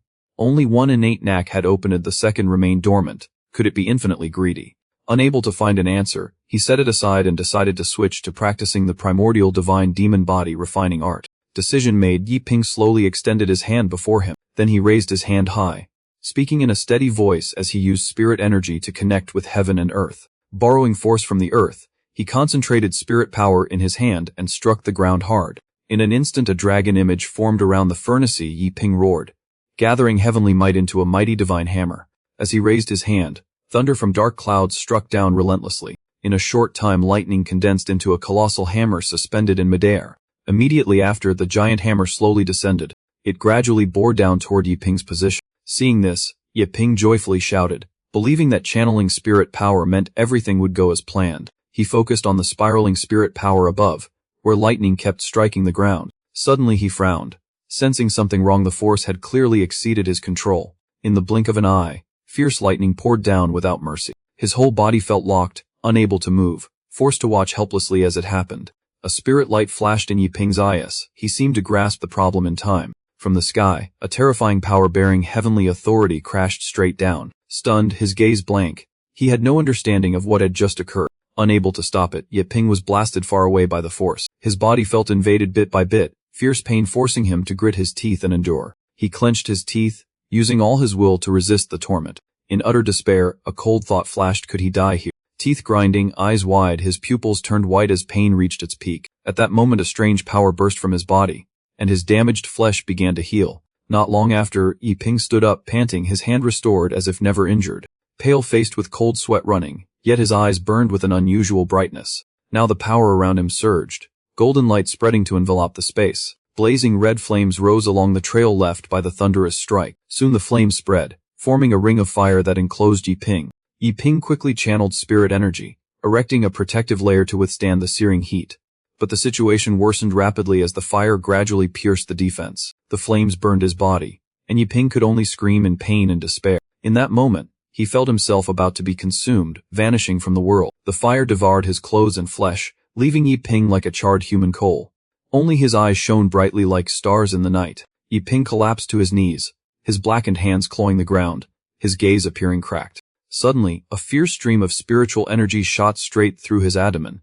Yiping writhed like a stranded fish, thrashing and howling in pain. Soon he realized his body was undergoing inexplicable changes. A streak of azure spiritual energy appeared, slowly calming the violent flames. The energy diffused slowly, covering Yiping's entire body. Wherever the spirit energy reached, flesh and meridians were restored. In a short time his flesh regenerated and his hair began to grow back. After the ordeal, Yiping collapsed exhausted, and after a short while his hand trembled slightly, showing signs of waking. Yiping propped himself up, gritted his teeth and uttered pain, his eyes growing clearer as the hurt etched into his memory. Muttering under his breath, Yiping slowly stood up. At that moment his throat burned, and he coughed up a mouthful of blood. Yiping raised his blood-stained face and muttered as if wanting to say something. A twisted mad smile crept across his face, and even Yiping felt a strange exhilaration. The scene shifted quickly to the gloomy silent forest mountain range. The two disciples exchanged puzzled looks and couldn't help asking if that elder was really the Jin Kingdom's overseer. Large breasts glanced coldly, and displeased, asked if they were doubting the sect master's judgment. The two disciples hastily explained they were only curious, because the elder looked like only 3rd or 4th level Kwai refinement, and had a master with him. Large breasts snorted and scolded them for judging by appearances. She offered another hypothesis that stunned the disciples, suggesting the master-disciple relationship might be a disguise. Large breasts angrily rebuked them, saying everything was already clear. A disciple frowned, asking if such elaborate concealment was necessary. Large breasts explained that special envoys must be utterly secretive, and with Elder's intelligence, fake identities or founding a small sect were plausible. Hearing this, all three were amazed, unable to believe someone could establish a sect on their own. Large Breasts analyzed that such domineering speech couldn't come from someone at Kai Refinement. That presence can't be faked. Just by looking at his back they could tell that aura couldn't be counterfeit. Large Breasts added that the man following had a deceitful look, unfit to be the Elder's master. Elsewhere Taihi sneezed repeatedly, muttering curses at whoever was slandering him. Large Breasts warned that if they remained naive, encountering the demon race later would be dangerous. The disciples immediately bowed their heads, all admitting the master was right. She sternly ordered them to keep the sect leader's identity secret. And if they meet him again at the Sword Dao assembly they must not act rashly. When she finished, Large Breasts clasped her head and lamented, unable even to cry, inwardly thinking how these foolish disciples would be lost without a master as brilliant as her. Elsewhere, outside the edge of the Jinglin mountain range, Dai Ho and Cheng Yu looked utterly miserable. As soon as they exited the mountain vein they breathed a sigh of relief, finally free. Dai Ho cried until his nose ran dry, cursing and swearing he would never return to that damned mountain vein even if beaten to death. It must be said that after separating from the 4 Thunder Dao sect group, the master and disciple repeatedly fell into countless dangers. Each time it was a brush with death, the chaos so extreme that fleeing was the only way to survive. If not for the top, great elixirs gifted by Elder 4 Thunder, Dai Ho would have died at least once. And Cheng Yu even emptied a month's savings to buy pills to force his master to take. Now Dai Ho lay exhausted on the ground. A Jinglin mountain range that seemed manageable nearly cost him half his old life. Cheng Yu could only sigh, advising his master to be content since at least he obtained some beast study materials, while he himself returned empty-handed. At this Cheng Yu's eyes reddened. His cultivation hadn't progressed at all. And though they say surviving disaster brings future blessings, where was his fortune? Dai Ho forced himself upright, leaned against the wall and sighed. The materials they gained were worth little, far from enough to buy cultivation manuals for the junior disciples. But from this trip Dai Ho realized that face and morals were vanity. Money was the hardest to get, so he'd set pride aside and find little Yiping to paint for cash. Cheng Yu frowned and looked into the distance, lamenting that making money truly was too hard. Then he suddenly asked whether the second senior brother had told the little junior brother to paint recently, since he always wanted a portrait of himself. Those words immediately cheered up the dejected Dai Ho. Of course. How could he have forgotten that? He then urged his poor disciple to hurry back and ask if the boy really painted. He would grant him the title God of Wealth Painter. The scene shifted to the next day. At the residence of the second senior brother, Lu Chen felt uneasy, his right eyelid twitching incessantly, as if something bad were about to happen. However, after a breakthrough in alchemy his mood lightened, and he decided to visit Yiping. Lu Chen quietly criticized Zhuang Yu, thinking Yiping's matter wasn't serious enough to be upset over. At the same time, the scene moved to Yiping's dwelling. Yiping calmed himself, circulating Kai and steadying his breath, leaving no room for error. Lu Chen approached slowly and softly asked about Yiping's cultivation progress. Yiping greeted respectfully and cheerfully said he'd reached a minor success in his practice. He forced himself not to be arrogant, trying to suppress his pride. Yiping didn't know his words shocked and made Lu Chen suspicious. Lu Chen pressed him for details, and Yiping explained it was a non-toxic refining pill method taught by the senior brother. Hearing this, Lu Chen warned sternly that he must not use lies to cover up his true ability. Yet Yiping's calm manner made Lu Chen waver, giving the impression he spoke the truth. Lu Chen was secretly astonished, thinking even the great senior brother would never dare claim such a thing. Yiping suddenly produced a spirit pill, asserting it was his own achievement. Lu Chen froze in disbelief, immediately suspecting a mistake. Yet Lu Chen thought Yiping was deceiving them, taking credit with someone else's pill. He decided to straighten Yiping out, not letting him go off course. He feigned friendliness and suggested Yiping refine another pill so he could guide him. Outwardly amiable, inwardly he waited for Yiping to reveal a flaw. He pretended to hesitate, saying he was free and willing to wait. Lu Chen acted regretful, expecting Yiping to find an excuse to decline. Contrary to his expectation, Yiping agreed immediately, shaking Lu Chen. Lu Chen coldly ordered him to begin, stressing Yiping would bear the consequences. Yiping sat cross-legged, stabilized his energy, and calmly said he would start. Lu Chen watched silently, plotting how to make the boy see his mistake. After one watch, Lu Chen still appeared calm. By the second watch, Lu Chen's expression wavered. By the third watch his face was markedly different from before. By the fourth watch, Lu Chen was as if petrified. Yiping smiled and presented another pill, calmly declaring it finished. Lu Chen couldn't take his eyes off the 7-colored pill in Yiping's hand. He inhaled deeply, forcing himself to stay composed. Lu Chen covered his face and turned away, causing Yi Ping to worry a mistake had occurred. Yi Ping didn't know Luo Chen was struck by a shocking thought about Zhuang Yu. Seeing Lu Chen act strange, Yi Ping cautiously asked if the pill wasn't good enough. Lu Chen kept telling himself not to lose control. That mind state was the root of cultivation. Contrary to his intent, cold sweat soaked his whole body. His eyes widened, his whole body nearly numbed. In the end his cultivation resolve collapsed, leaving only turmoil inside. Yi Ping blinked and softly called Luo Chen's name. Lu Chen trembled for a long time before forcing out a perfunctory reply. That curt answer nearly made Yi Ping think something serious had happened. Lu Chen tried to endure, completely denying the possibility of a non-toxic refining method. Even he wavered before the pill's implausible colors. By his knowledge, he recognized this pill far exceeded ordinary spirit concentrating pills. Reluctant to accept it. Its aura was like a spirit pill, yet its quality surpassed limits. Unwilling to believe, Lu Chen decided to test it directly. As soon as he inhaled, his spiritual power was drawn in without resistance. His face immediately went pale as if his soul had been pulled out. Lu Chen nearly went mad, realizing this was a terror-level spirit concentrating pill. He understood his emotions had fully shown and could no longer be hidden. Lu Chen forced his mind blank to avoid revealing anything further. With no choice, Lu Chen hurriedly left, leaving Yi Ping to continue his practice. Yi Ping was puzzled, since the promised guidance seemed forgotten. He didn't think much, assuming his second senior brother was just tired, and returned to focus on pill making. Yi Ping briefly thought of his body, cultivation achievement, which would surely astonish others if revealed. However, he quickly suppressed his pride. Knowing he was still too inexperienced, he immediately steadied his mind and continued his practice, not letting petty thoughts intrude. The scene shifted to Luo Chen's residence. Lu Chen staggered forward, his spirit seeming to leave his body. He couldn't hold back tears, feeling 10 years of hard training paled beside the new disciple just starting out.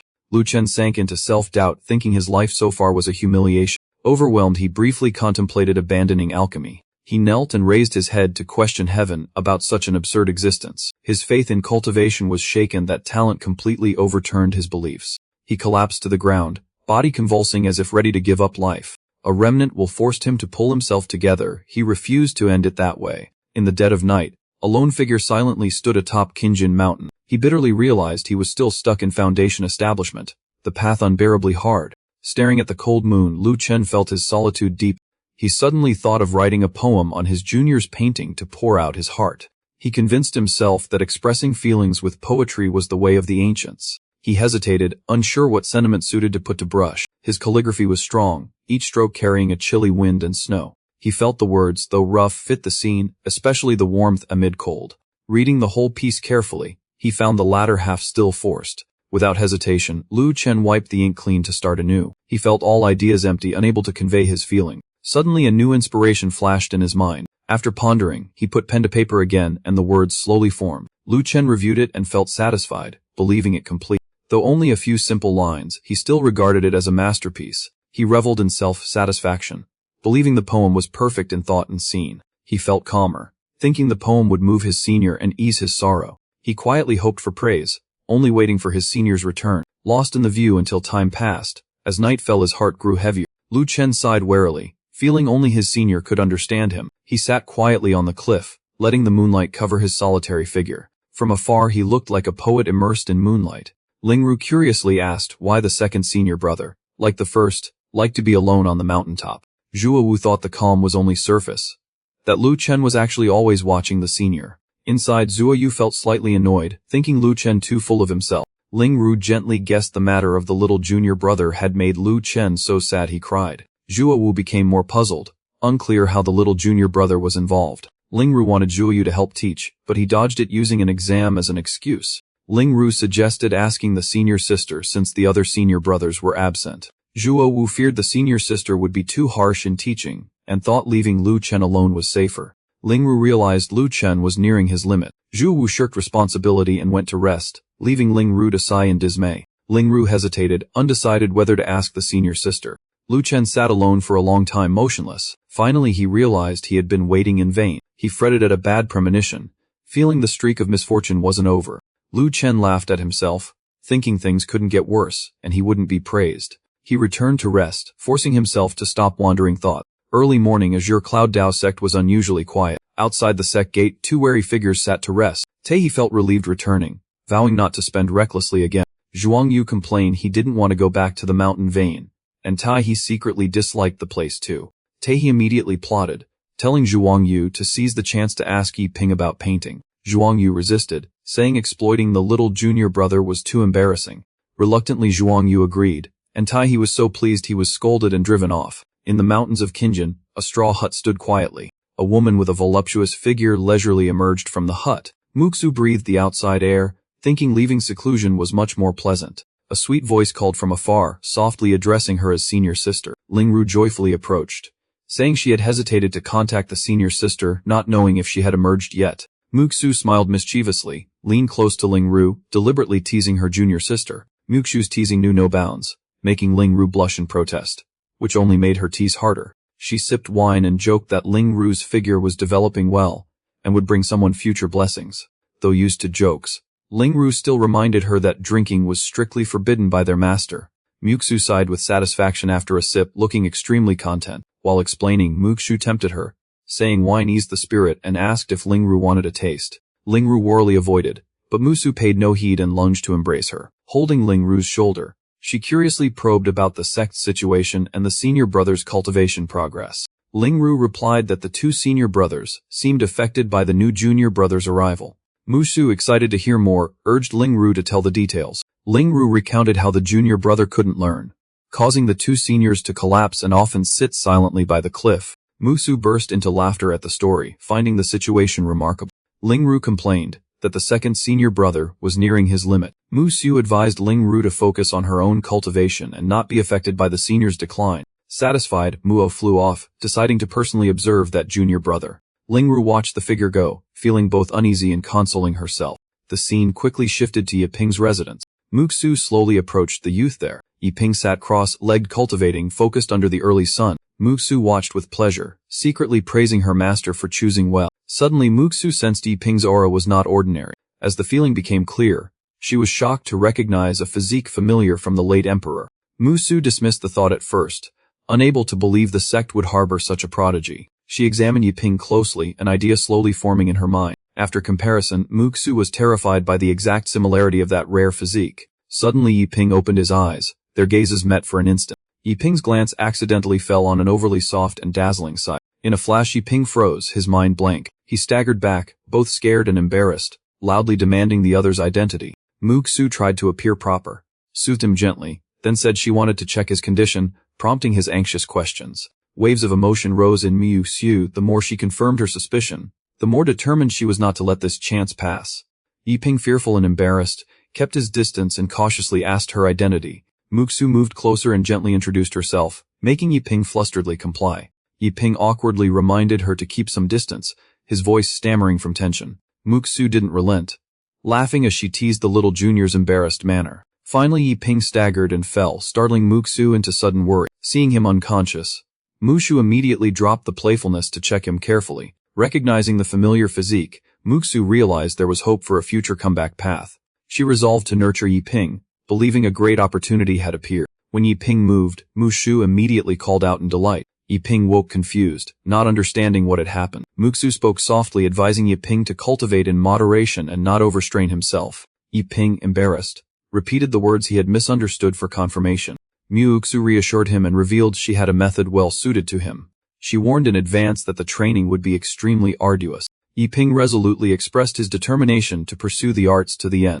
Muxu teasingly asked how Yi Ping would react to her special teaching methods. Yi Ping panicked and backed away, his face flushing at the implication. Muxu laughed loudly to reassure him, amused by his naive look. Yi Ping awkwardly declared his resolve, fearing his talent would be belittled. Muxu silently scolded her master, thinking this physique could never be called ordinary. She calmly noted Yi Ping's body had been modified many times. Muxu recalled her own past and understood the suffering Yi Ping had endured. She warned Yi Ping that cultivation would become even more arduous going forward. Muxu stated plainly that the world was about to change and harsh faces would soon be revealed. Muxu warned that humanity faced the risk of being oppressed by demon clans and beast demons. No matter how belittled he might be, Yi Ping only needed to remember that the senior sister protected him, guiding him toward the peak. Muxu calmly stated that the stronger one became, the more one must shoulder and never slack off. Those words moved Yi Ping, who felt the noble spirit of a true sect. Yi Ping's eyes lit up, and he vowed resolutely not to disappoint his senior sister. A strange sound suddenly came, and a butterfly flew in that drew their gazes. The white, and green spirit butterfly lightly landed as if whispering something to Musu. Muxu's expression turned grave, killing intent flared, and she vowed no mercy for the enemy. Spiritual power surged around Musu as she said an urgent matter needed handling first. The sudden pressure chilled Yiping's spine. He had never seen his senior sister so terrifying. Muxu transmitted a sigil containing a cultivation method into Yiping for him to practice first. Yiping was stunned, hardly believing this was the supreme Klai refining technique. This method was famed for its defiant power, enough to overwhelm many realms. The greater the power, the harsher the conditions, and few can bear it. To succeed, one must temper their foundation to levels far beyond ordinary people. The gap in combat strength in a clash would be unbelievably vast. High or low achievement entirely depends on the practitioner's ability to comprehend. Those with outstanding nature will not be limited by the Tao of immortals. Conversely, poor aptitude will be blocked from the start, because it was so severe. No one had ever completed this technique. Thinking of that, Yiping felt frozen in place. Yiping comforted himself yet feared the biggest issue remained his comprehension. Considering his own aptitude, Yiping nearly broke down. Yiping cast off hesitation and resolved to embark on the path of cultivation. When he came to, the senior sister was gone, so Yiping took the chance to practice on his own. Suddenly someone called, startling Yiping to turn around. Zhuang Yu appeared, putting on a familiar demeanor as he asked about matters. Unaware of anything, Yiping greeted his senior brother with a bright smile. Zhuang Yu pressed questions, and Yiping honestly mentioned the senior sister. Those two words stunned Zhuang Yu, his face going pale. Muxu suddenly appeared and leaned to Zhuang Yu's ear to ask about sword cultivation. The unexpected question drained Zhuang Yu's face as he panicked, lunged to hug Yiping tightly and stammered that the senior sister was supposed to be in seclusion. Ironically, Yiping hugged back, patted his shoulder to calm him like a child, saying the senior sister had left, causing Zhuang Yu to freeze, wondering if he'd seen an illusion. That reaction angered Zhuang Yu. He rushed forward to strike, scolding him for being rude, forcing Yiping to dodge and repeatedly apologize. Noticing something odd, Yiping curiously asked if the senior brother was very afraid of the senior sister. Zhuang Yu immediately blushed and denied it, loudly claiming he only saw her as a cockroach, yet grew more flustered as he spoke. Seeing this, Yiping quietly realized the senior sister was actually the strongest in the sect. Zhuang Yu turned away to hide his embarrassment, awkwardly admitting the senior sister was formidable and advising Yiping to learn from her. After speaking, he quickly changed the subject, glanced around and pretended to discuss the scenery to ease the awkwardness. Embarrassed, Zhuang Yu hesitated for a long time, tormented that as a senior brother he had to ask his junior for things. He told himself to set aside pride, recalling events at Jinglin Mountain. Vain life and the great cause mattered most. Finally Zhuang Yu flushed and stammered, asking whether Yiping had created any more paintings or poems recently. Yiping calmly replied that he had painted more, 2 paintings in total. Hearing this, Zhuang Yu was secretly overjoyed as if he'd found a treasure, cheering inwardly that his goal was near. Though he suspected as much, he still awkwardly asked where the 2 paintings were now. Yiping casually said one was still in his room. The other he had given to second senior brother, and offered to fetch it if the senior brother wanted it. Zhuang Yu broke into a sweat, hastily waved it off with false politeness, relieved that at least Lu Chen kept one. He clapped Yiping on the shoulder, feigned familiarity and encouraged him to train hard, hiding his intent while noting the boy's body was firmer than before. Those words made Yiping very happy. He silently thanked his senior brother, believing it was all thanks to the supreme method Zhuang Yu taught, leaving Zhuang Yu bewildered at what powerful thing he'd supposedly taught. Yiping casually mentioned the ancient divine demon art, and guessed his brother must have found some godly technique, only puzzled why such a person feared the senior sister. Hearing this, Zhuang Yu silently left, unable to explain and thinking further questions would only torment his spirit more. Seeing his senior leave so quickly, Yiping was surprised and wondered why he couldn't ask more about cultivation. After walking some distance, Zhuang Yu's conscience gnawed at him fiercely, a choking feeling he could not bear. Eventually he returned and bluntly asked whether that manual was truly powerful. Yiping answered immediately without hesitation, asserting it was an extremely awesome method, especially for training the physical body. Upon hearing this, Zhuang Yu gradually calmed and then turned to leave. Before going, he reminded Yiping to focus on cultivation and not disappoint his senior brother's expectations. Those words filled Yiping with motivation, belief in the future, and he secretly thought his senior brother very cool. But he had no idea that complex emotions were churning in Zhuang Yu's heart. Zhuang Yu privately mocked himself as all show with little real strength, watching others cultivate even from discarded manuals while he stagnated. After self-reproach he sighed, reminding himself that the junior brother was no ordinary person, and he should concern himself with the sect's greater cause and future. Zhuang Yu warned himself that Luo Chen must never repeat past mistakes, especially with painting, or the consequences would be dire. Thinking that, Zhuang Yu couldn't help but smile, believing Lu Chen was mature and wouldn't cross the line like he once did. At the door, Zhuang Yu called out loudly, identifying himself and telling Lu Chen to come open the door quickly. Waiting with no response, Zhuang Yu frowned in puzzlement. He clearly sensed Kai in the room, unlike Luo Chen's usual disciplined habits. Before his suspicion faded, the door before him slowly creaked open. Lu Chen appeared with wet, red eyes, trembling as he called Zhuang Yu's senior brother. Zhuang Yu was stunned, not understanding why Lu Chen had kept him waiting so long. Before he could react, Lu Chen suddenly rushed forward and hugged him tightly. Lu Chen sobbed chokingly, insisting Zhuang Yu need not explain. He already understood everything. The embrace tightened. Lu Chen kept stressing his understanding, making Zhuang Yu embarrassed and hastily insist they were just brothers. Zhuang Yu immediately stepped back and asked for space. Only then did Lu Chen voice the guess that his senior's sadness came from the junior's talent. Zhuang Yu gritted his teeth and admitted it, unwilling but aware the truth couldn't stay hidden long. Lu Chen continued hugging Zhuang Yu and crying, lamenting that the junior's talent had crushed him, and only the senior could understand that feeling. Unable to bear it, Zhuang Yu pushed Lu Chen away and warned him sternly to keep his dignity, causing Luo Chen to panic and apologize for being overly emotional. Zhuang Yu quickly let the matter drop and directly asked whether the junior had given Lu Chen a painting. Lu Chen froze, amazed that Zhuang Yu knew about it. He hurriedly nodded, happily saying he'd been waiting for the senior to see it, then frantically searched his person. Proudly, Lu Chen presented the painting to Zhuang Yu and pointed to the inscription, believing only the senior would understand. But the moment Zhuang Yu saw the messy crossed outlines on the painting, Zhuang Yu's face instantly went rigid, his expression falling into emptiness. Lu Chen didn't notice the change, still smugly boasting of what he saw as a great achievement. Eagerly, Lu Chen kept urging Zhuang Yu to evaluate and praise it, but noticing Zhuang Yu's strange complexion, the atmosphere immediately turned odd. Lu Chen still misunderstood, thinking his talent had stunned the senior, so he continued imploring for a fair judgment. Zhuang Yu stood statue, still eyes fixed on the painting without blinking. What drew Zhuang Yu's attention was not the figure depicted in the painting, but the poem Luo Chen himself had written, which had been disastrously edited and erased. Seeing this, Zhuang Yu's face flushed red and his anger completely erupted. The poem was a mess. Characters scribbled over the painting to Zhuang Yu. Even something worthless shouldn't be ruined like this. Lu Chen still smiled obliviously, thinking the senior overreacted, unaware Zhuang Yu had drawn his sword, and even bragged that the work hadn't reached its highest realm. Before he could finish, Zhuang Yu coldly raised his sword. Sword light flashed, and Lu Chen was blown away stunned. Though thrown far, Lu Chen still hadn't reacted, his eyes full of confusion. Pale-faced, Lu Chen trembled and asked what Zhuang Yu intended to do. Zhuang Yu replied coldly that the one to be questioned was Lu Chen himself. Lu Chen completely misunderstood, loudly accusing Zhuang Yu of envying his literary talent. That provoked Zhuang Yu to lash out. A hard kick accompanied by a blunt rebuke. Struck repeatedly, Luo Chen angrily fought back, insisting he was not afraid. Zhuang Yu gave no chance to plead, landing blow after blow until Lu Chen fearfully begged for mercy. Zhuang Yu continued using Luo Chen as a target to test his moves, completely ignoring the pleas. Despite Lu Chen's pitiful screams, Zhuang Yu pursued him relentlessly. As he fought, Zhuang Yu cursed under his breath, pouring all his resentment onto Lu Chen. In his rage, Zhuang Yu shouted that messy painting or scribbling poems could be tolerated. What enraged him most was the signing an act he saw as utterly destroying the value, unworthy of the name. Zhuang Yu gripped tighter and yelled, pained that a treasure had been ruined.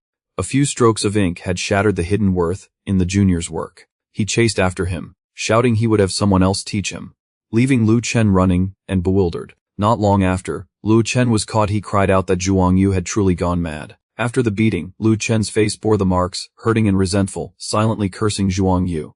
He covered his mouth and sobbed loudly, vowing this grudge could not be forgiven. A heavy atmosphere settled over Zhuang Yu's residence. Zhuang Yu clutched his chest, panting and murmuring regrets, pain at the thought alone. A flash of impulse to go back and beat him again crossed his mind. After thinking it over, Zhuang Yu forced himself to calm down. The priority was to hide this from the master. If the master learned of it, Lu Chen would face catastrophe. So Zhuang Yu decided to conceal it since he was his junior. At that moment Ling Ru stuck her head in, startling Zhuang Yu, who asked why she had come.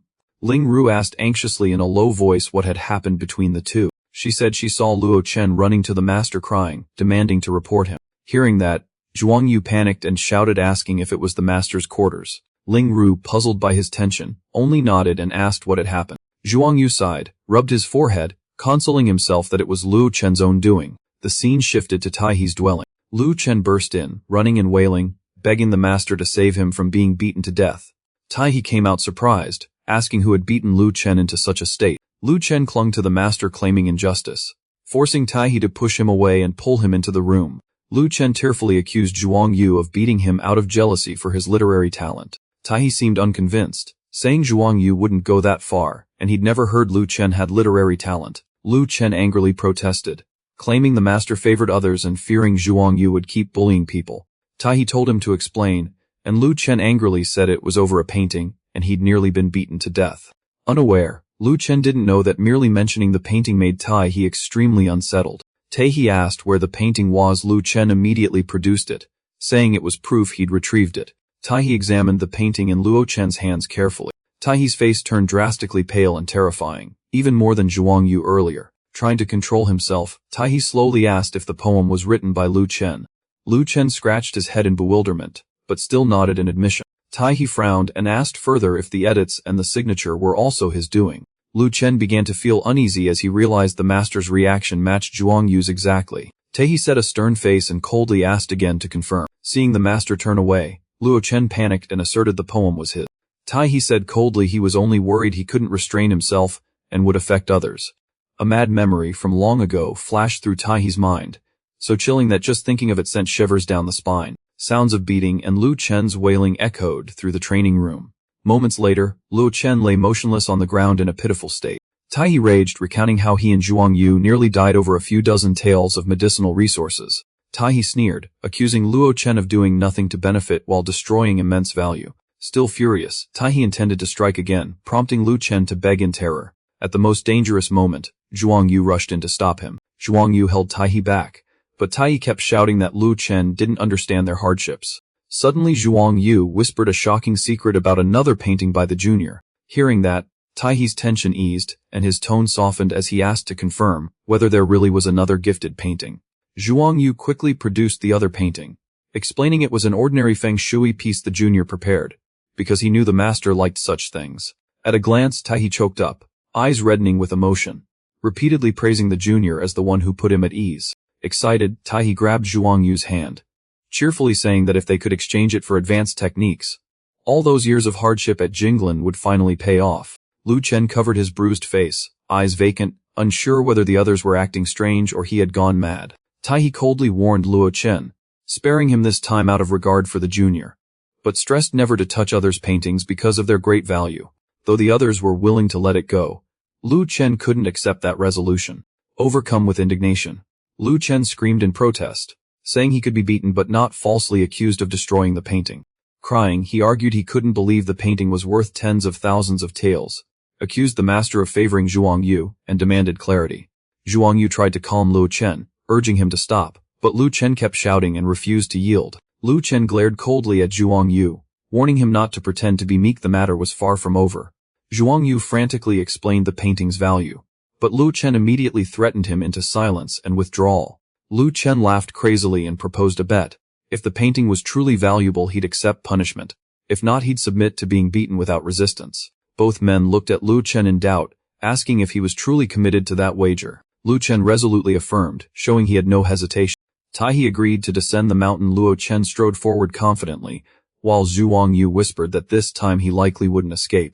Dusk fell and Luo Chen's shadow stretched unusually long, like an omen of coming events. In the evening light, it felt as if a pivotal memory was quietly sinking into the past. In the blink of an eye 7 days passed, and the scene shifted to the dark Suanyuan forest. Zhuang Yu walked cautiously beside Taihe, whispering to ask whether there were dangerous beasts on the mountain. Taihe feigned calm to reassure him, while Zhuang Yu turned pale, recalling the trauma of being bitten by a snake years ago.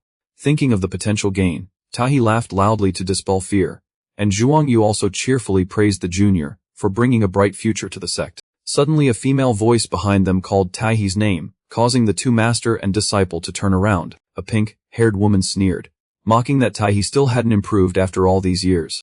Taihe's expression immediately darkened, inwardly cursing that he'd run into someone he wished to avoid. She scoffed, asking if the two of them also wanted to join the Sword Dao gathering. She feigned surprise then mocked them, noting their sect hadn't even reached 3rd rank. She bluntly jeered that Taihe wasn't qualified to attend the Grand Assembly. The pink-haired woman coldly affirmed her junior sister's past choice was right, saying her current path far surpassed Taihe's. Her taunts drained Taihe's face pale, a bad premonition rising within him. She deliberately arched to show off, scrutinized Zhuang Yu, then half praised, half mocked that looks mean nothing if you re a disciple of someone once famed but now taking on incompetence. Zhuang Yu gave a cold smile, replying that those lacking looks can be the most dangerous. One need only look at her master to understand. Hit on a sore spot, she flew into a rage and loudly demanded who he was insulting. In anger she lunged forward and slapped Zhuang Yu, shouting that he was rude and to shut up. Seeing his disciple struck down, Taihe standing beside them turned ashen, momentarily shocked into inaction. The pink-haired woman covered her mouth in a cold laugh, saying if the master couldn't teach his disciple she would do it instead. Unable to bear his disciple's humiliation, Taihe rushed up and shouted that his pupil didn't need others meddling in his instruction. Taihe launched a counterattack, but all his moves were easily parried by her. Holding the upper hand, she curled her lip in contemptuous, confident amusement. She tightened her fist, gathered force, and struck back at Taihe with a punch. The blow landed fiercely, power rippling outward as rock and earth exploded into dust. She grabbed Taihe's collar, raised her fist threateningly, and sneered that his disciple was useless and one more punch would finish him. Zhuang Yu tried to rush to his master's aid but was stopped by an invisible force, unable to move. She taunted that she wouldn't ruin her prospects to kill a worthless man, she wasn't as foolish as them. With her arms folded behind her back, she coldly said if they still dared seek revenge, they should bring their disciple to the sword trial tournament. She mocked that she'd have her disciple openly kill them on the platform, doubting they had the nerve, then turned and left. Taihe lay flat on the ground, blood covering his face, looking utterly pathetic. Weakly he blamed himself, saying with an inept master like him the disciple could only endure humiliation. Zhuang Yu sat silently beside him, hearing Taihe's remorse and thinking his own mistakes had stalled the cultivation of his sect brothers. Without hesitation, Zhuang Yu twisted Taihe's leg to force him quiet and tend his wounds, causing him to howl in pain, curse, and threaten to expel him from the sect. After the chaos, the two master and disciple finally fell silent, sitting on the rock each lost in their own thoughts. Zhuang Yu broke the silence, seriously saying he'd made a decision, prompting Taihe to turn and press him for details. He looked straight ahead, his voice firm as he declared he would definitely enter the Qingzhou Sword Dao tournament. Hearing this, Taihe went pale, and unable to believe it, asked if he'd lost his mind. Worried and alarmed, Taihe advised against acting rashly over old insults, but Zhuang Yu quickly reassured him, saying he had misunderstood. Taihe looked at him in puzzlement, reminding him that opponents at the tournament were far stronger and old enemies still lurked. Zhuang Yu replied solemnly that it was all for the junior, leaving Taihe stunned as he repeated the word junior. After a brief silence, he said that since meeting his junior he truly understood what genius was and realized the vast gap between himself and others. With wind-blown confidence, Zhuang Yu proudly declared that even injured, facing such a genius he had to give his all. Once shortening the gap even a little would suffice.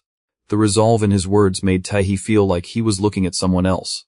And Zhuang Yu affirmed this tournament was his declaration of will. The scene shifted to Yi Ping's quiet training spot. Yi Ping swung his sword cleanly, splitting the blazing fireball in midair. Facing the violent explosion, yet Ping stood unmoving, calm and unshaken. After the strike, he slowly sheathed his sword, looking as if he'd just finished something ordinary. Sensing his achievement, Yi Ping smiled slightly. After 72 failures he broke through to refining Kai level 2, his strength exceeding expectations and making him feel extraordinary in this mystical cultivation world. In the dusk light, Yi Ping strolled back, deciding to stop training for the day and recalling his senior's advice about balancing rest. Behind a nearby fallen rock, a figure peeked out to spy. Zhuang Yu hid behind the rock, watching vigilantly, telling himself that being discovered would ruin his honor. Zhuang Yu stared at the sword mark on the ground, his heart racing, realizing a single slash by the junior hid insights that could advance his sword technique. While observing, Zhuang Yu suddenly noticed an odd detail that made him freeze, his gaze fixed on the book on the rock, a gut feeling telling him it was the very thing he once gave the junior. Night fell, the moon thick over the rear mountains, and an eerie silence enveloped the area. Lu Chen curled up in the dark corner, hugging his knees, his body hurting too much to ignore.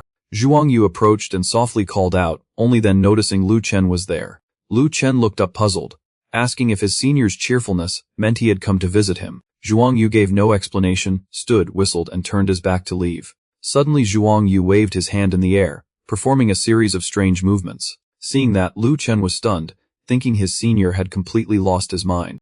At the foot of the mountain, A figure silently observed the whole scene. Zhuo Wu laughed loudly, teasing the two, while seriously telling his junior sister not to imitate them. She was the sect's true hope.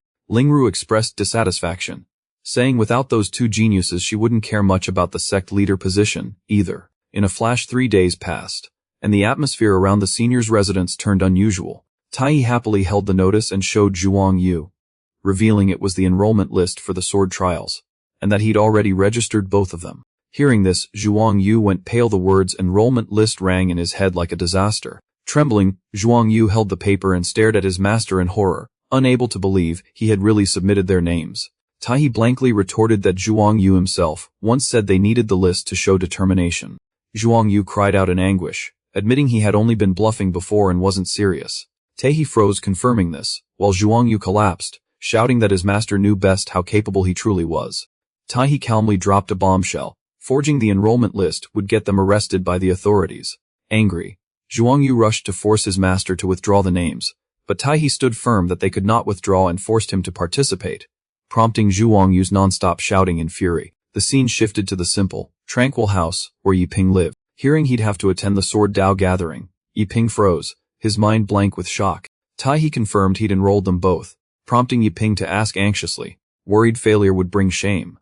Taiyi looked at Yiping expectantly, stressing that a cultivator who is too fearful cannot go far on the path. Yiping, slightly embarrassed, explained he wasn't afraid to lose, only worried a bad result would harm the sect's reputation. Taiyi bluntly said the sect cared less about winning, and more that the tournament was a chance to temper one's spirit, since real combat allows no hesitation. Taiyi sternly lectured on the importance of real combat, though inwardly he felt pleased with his lesson. Yiping replied seriously, vowing to give his all and his spirit in the tournament. Taiyi offered careful advice, praised Yiping's progress, and Yiping humbly credited his good fortune to his senior.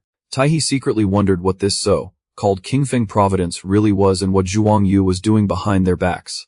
Yiping immediately set to preparing and left to train, leaving Taiyi moved by his decisiveness. Taiyi felt both glad and worried, thinking he must inform Mu Su to protect Yiping and blaming himself for being useless. The scene shifted to a nameless, desolate mountain vein. A woman training below quickly caught the pink-haired woman's eye. She seriously noted the other's clear improvement, saying this sword gathering was crucial for the sect's future. The disciple answered confidently, but was immediately scolded by his master for underestimating King Zhou's strength. The disciple was embarrassed, unsure what his master was implying. She mentioned a hidden sect in King Zhou called the Great Sun Sword Sect, startling the disciple. Seeing the disciple's naivety, she tapped his head and explained that a hidden sect wouldn't be easily found. She recounted the Great Sun Sword Sect's glorious past, and how it was split after being feared by the imperial court. Reports indicated a branch of the Great Sun Sword Sect was hiding in Qingzhou, waiting for the chance to rise again. Looking at the inexperienced disciples, she coldly questioned whether they had the mettle to face a hidden sect. The scene shifted to the Four Thunder Sword Sect in Qingzhou, where an order was issued to hunt the great Axia princess who was in hiding. The commander asserted the princess was hiding within Qingzhou's borders. Someone cautiously asked if the missing person was the eldest princess. The commander immediately denied it, stressing this was the 10th princess and ordering absolute secrecy to secure the sect's guarantee. CG confidently accepted the mission, vowing to complete it and hunt down anyone who obstructed him. The scene moved to the renowned pawnshop Tiangxia in Qingzhou. A woman stood silently, her gaze deep on Zhuang Yu's portrait hung on the wall. Seeing this, a servant immediately called the shopkeeper to ask the price of the painting the young lady favored.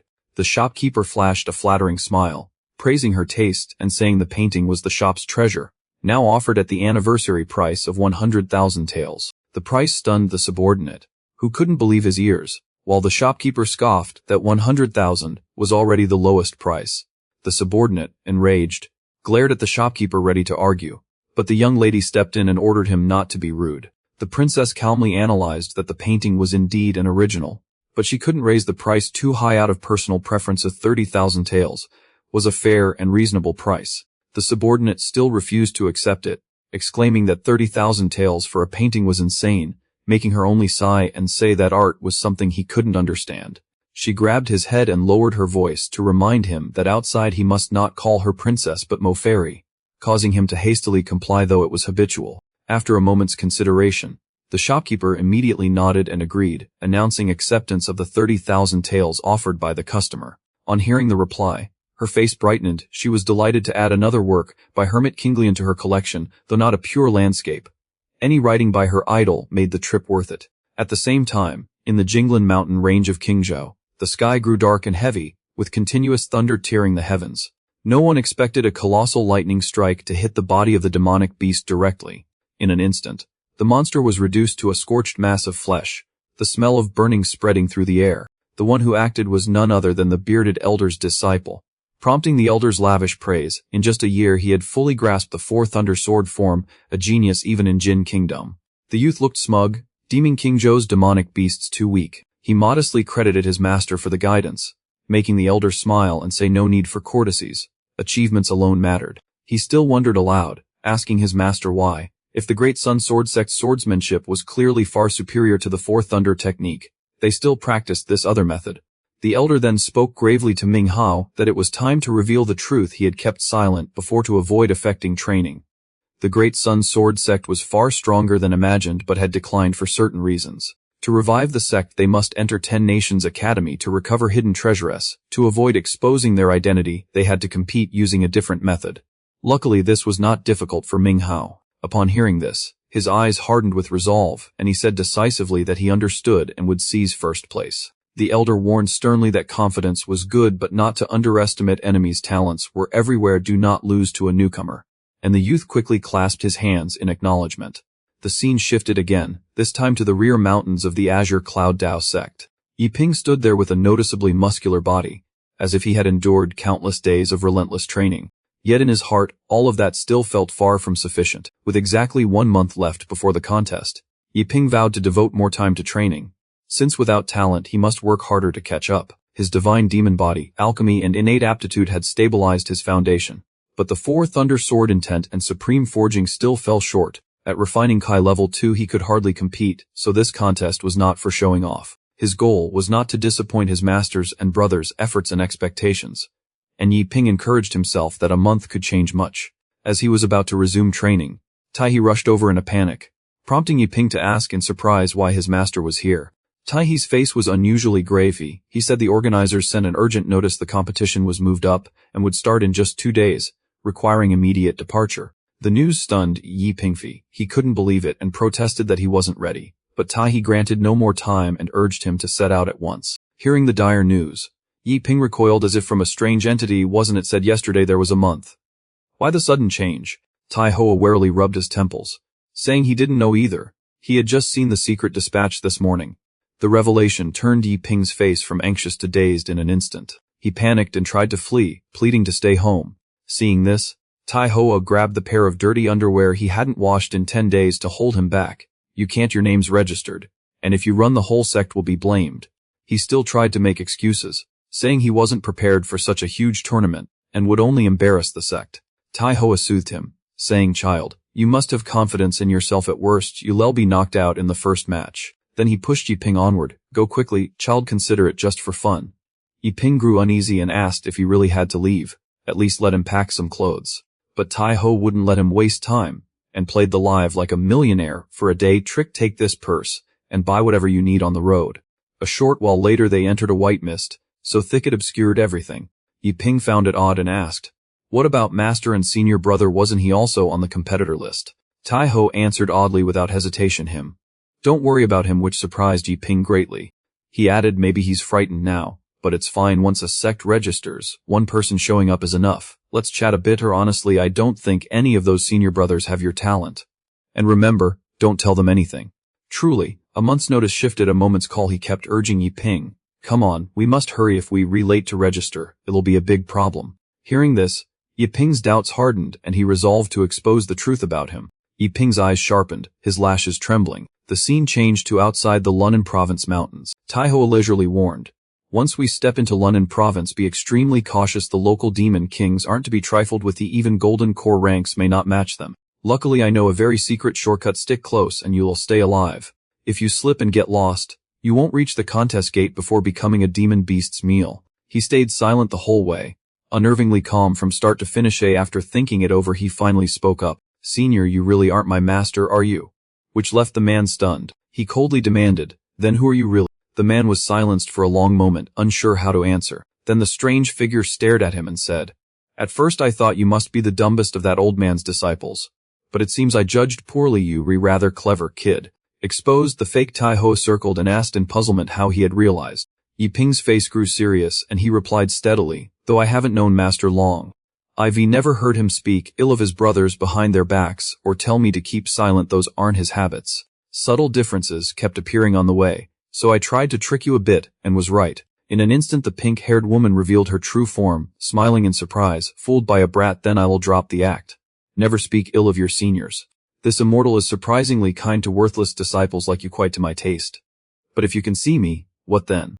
Yi Ping replied calmly, deducing from her words that she was his master's enemy and intended to take his life. At the mention of that person, the pink-haired woman showed contempt and sneered that the other wasn't worthy to be her rival. She coolly assessed that the opponent was merely a titular sect leader of a declining clan.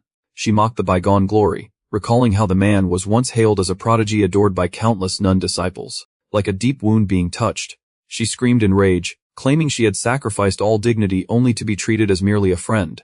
Yi Ping was stunned and hurriedly cut her off, not wanting to hear about the previous generation's private matters. Offended, she sneered coldly, stressing that positions had changed. One was the sect's elder leader, the other a fallen figure. She crazily gloated, insisting that only when she saw his disciples fall one by one would he admit he was useless. Yi Ping was at a loss, seeing her lost in self-dramatization, oblivious to the present. She changed tone, admitting she had originally planned to wipe them all out but instead grew interested in taking Yi Ping as a disciple. Yi Ping coldly refused without hesitation. She smiled oddly, implying she favored those with talent. Before Yi Ping finished speaking, she vanished, leaving only an afterimage. In an instant she reappeared behind him, startling Yi Ping. She lunged forward, swinging a dagger without hesitation. With danger imminent, Yi Ping immediately leapt aside to avoid the killing blow. He quickly put distance between them. Yi Ping angrily scolded her for the sneak attack and striking at vital spots. She brazenly defended herself, saying fights need not be honorable and hitting weaknesses is right. Yi Ping was wary and contemptuous, understanding why his master disliked her. He mocked her bluntly, provoking the pink-haired woman into a furious scream. She retorted angrily, accusing Yi Ping of judging without understanding. Suddenly she burst into tears and lamented, leaving Yi Ping awkward and unsure how to respond. Yi Ping hesitated, wondering if there was some hidden motive. Then she laughed maniacally, admitting she was deceitful by nature. She suddenly struck, certain Yi Ping couldn't dodge in time. She unleashed a lethal move that knocked Yi Ping far away. However, when she looked back at the weapon in her hand, she froze when she saw the dagger warped and bent. Yi Ping roared fiercely, calling her a madman beyond saving. She widened her eyes in horror and anger, denying his insult. Baffled why Yi Ping's body was so unusually hard, she gritted her teeth, insisting her years of assassination expertise had never failed, and accusing Yi Ping of using some secret trick. Yi Ping paused a moment, then muttered that if she hadn't mentioned it he might have nearly forgotten it himself. Yi Ping said solemnly that the vicious strike caused no harm. Growing more astonished at the power of the divine demon art, the pink-haired woman released a dark purple aura, revealing she was merely an incarnation yet still capable of suppressing a refining Kai cultivator. Darkness shrouded her face, only her purple eyes flashing, sending chills down spines. She struck down from the air, roaring a curse aimed straight at Yi Ping. Wild streams of purple energy shot out in all directions. Within the chaotic purple aura a giant figure gradually emerged. Yi Ping's phantasm manifested, countless arms grasping mighty magical treasures. She panicked, realizing Yi Ping had used only his pure physical body to block the fatal strike and suspected this was the legendary body immobility form. Seeing Yi Ping stand proud in his radiance, she concluded even a golden core cultivating body would struggle to do this, so there must be a hidden secret. Her eyes flashed with malicious light, assuming Yi Ping had a master guiding him and deciding to probe further. Her form gradually blurred, admitting the forced appearance of an origin spirit clone was indeed hard to sustain. She laughed wickedly, crushed the object in her hand, and realizing time was short switched to another plan. She detonated Blood Kai and released a lust beast pill to lure beasts, plotting to use others to kill Yi Ping and seize his treasures. Her figure faded away, still grinning with delight and leaving behind a vicious taunt. The pink-haired woman vanished, leaving a vague promise that Yi Ping watched silently. Yi Ping frowned in doubt, unclear what plot the gift concealed. 3 large demonic beasts suddenly appeared, encircling Yi Ping from all sides. A red-eyed beast dove down from the air to attack. Yi Ping immediately sensed something was off about the situation. He moved like a lightning bolt, slipping through the gap beneath the beast's body. Golden sword lights overlapped and shot out in succession. Yi Ping used his flying sword skillfully, striking the beast's weak points head-on. On the battlefield, Yiping recalled his master's words about the sect's finances and decided to train and gather some resources while he could. Examining the beast corpses, Yiping judged them small fry and the documents obtained unworthy of concern. Yiping casually pressed deeper, knowing true value lies in danger. Ahead lay a mountain vein shrouded in thick mist, the deepest area of the silent forest mountain range. A giant creature with razor claws hid in the darkness, signaling they'd entered the Demon King's domain.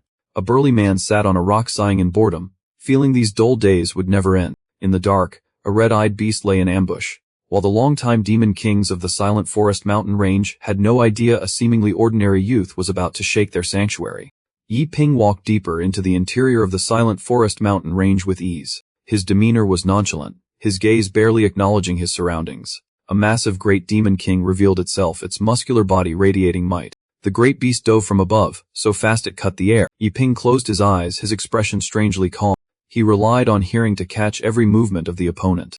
Yiping stamped his foot hard on the solid ground. A blazing golden slash was immediately unleashed. The great beast was struck back, rolling on the ground in pain. Yiping rushed in, hammering it repeatedly with his sword bundle while cursing the sneak attack. He roared in anger, revealing a deep obsession with being ambushed from behind. After a while, the great Demon King was utterly subdued, trembling as it begged for mercy. The great beast panicked, wondering why it had met such a terrifying human and suspecting he was a disciple of a major sect. To its eyes, Yiping looked far too ordinary, completely unlike that other person.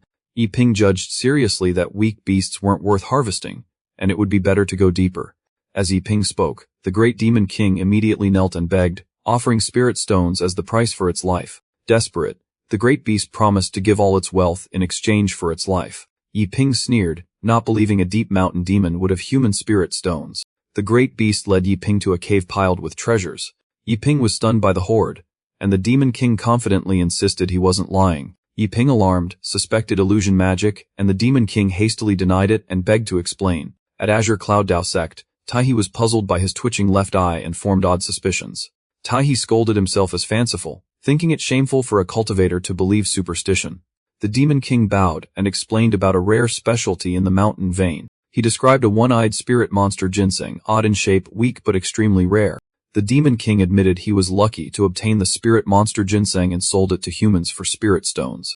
Yiping doubted the tale, since the Demon King's strength didn't match such treasure. Still suspicious, Yiping decided to take the spirit stones back to the sect, leaving a portion for the Demon King as mercy. The Demon King was surprised Yiping wasn't ruthless.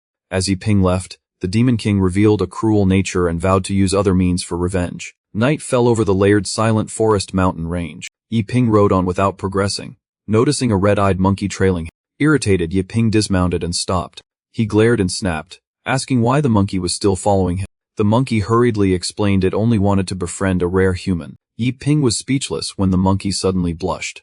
The monkey, embarrassed, admitted it loved human customs and wanted to transform to go out, so it traded a spirit stone. Yiping frowned, at a loss how to react to this strange demon. Yiping shivered and walked away, politely refusing and telling it not to follow, but the monkey clung to his leg and pleaded, claiming all human men like that thing, provoking Yiping to scold it for lacking ambition. The monkey secretly smiled slyly, knowing it was time to shift to its true purpose. The monkey pointed to a distant column of green light and asked Yiping, who nonchalantly replied he'd seen it since arriving. The monkey snapped in irritation, asserting that the light signaled the appearance of a ginseng spirit. Yiping frowned, thinking how oddly coincidental this was. The two proceeded toward the place where the ginseng spirit was shrouded in green light shooting into the sky.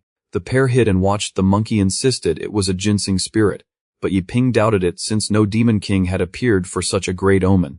The monkey confidently explained each ginseng spirit has special powers, and perhaps that power made the plant detectable only to the two of them. Yiping stayed skeptical, suspecting the monkey had designs, but it quickly protested and recounted how it once obtained a ginseng spirit using its stealth ability. Yiping smiled, agreed to cooperate, and promised to split the yield if successful. The monkey reluctantly agreed, complaining aloud but secretly cursing Yiping for being too clever. The monkey strode straight into the green barrier surrounding the ginseng spirit. The monkey's form vanished, surprising Yiping at how fast it disappeared. While Yiping was still confused, the monkey had stealthily hidden behind another tree trunk. The monkey grinned smugly, boasting it knew how to burrow underground. Yiping looked around in bewilderment, suspecting the monkey had gotten into trouble.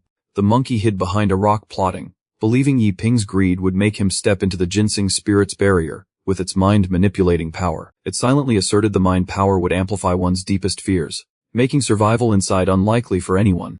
Yi Ping frowned and stopped because he couldn't see the monkey. Yi Ping pretended to give up to avoid risk, leaving the monkey stunned and secretly calling him too unambitious.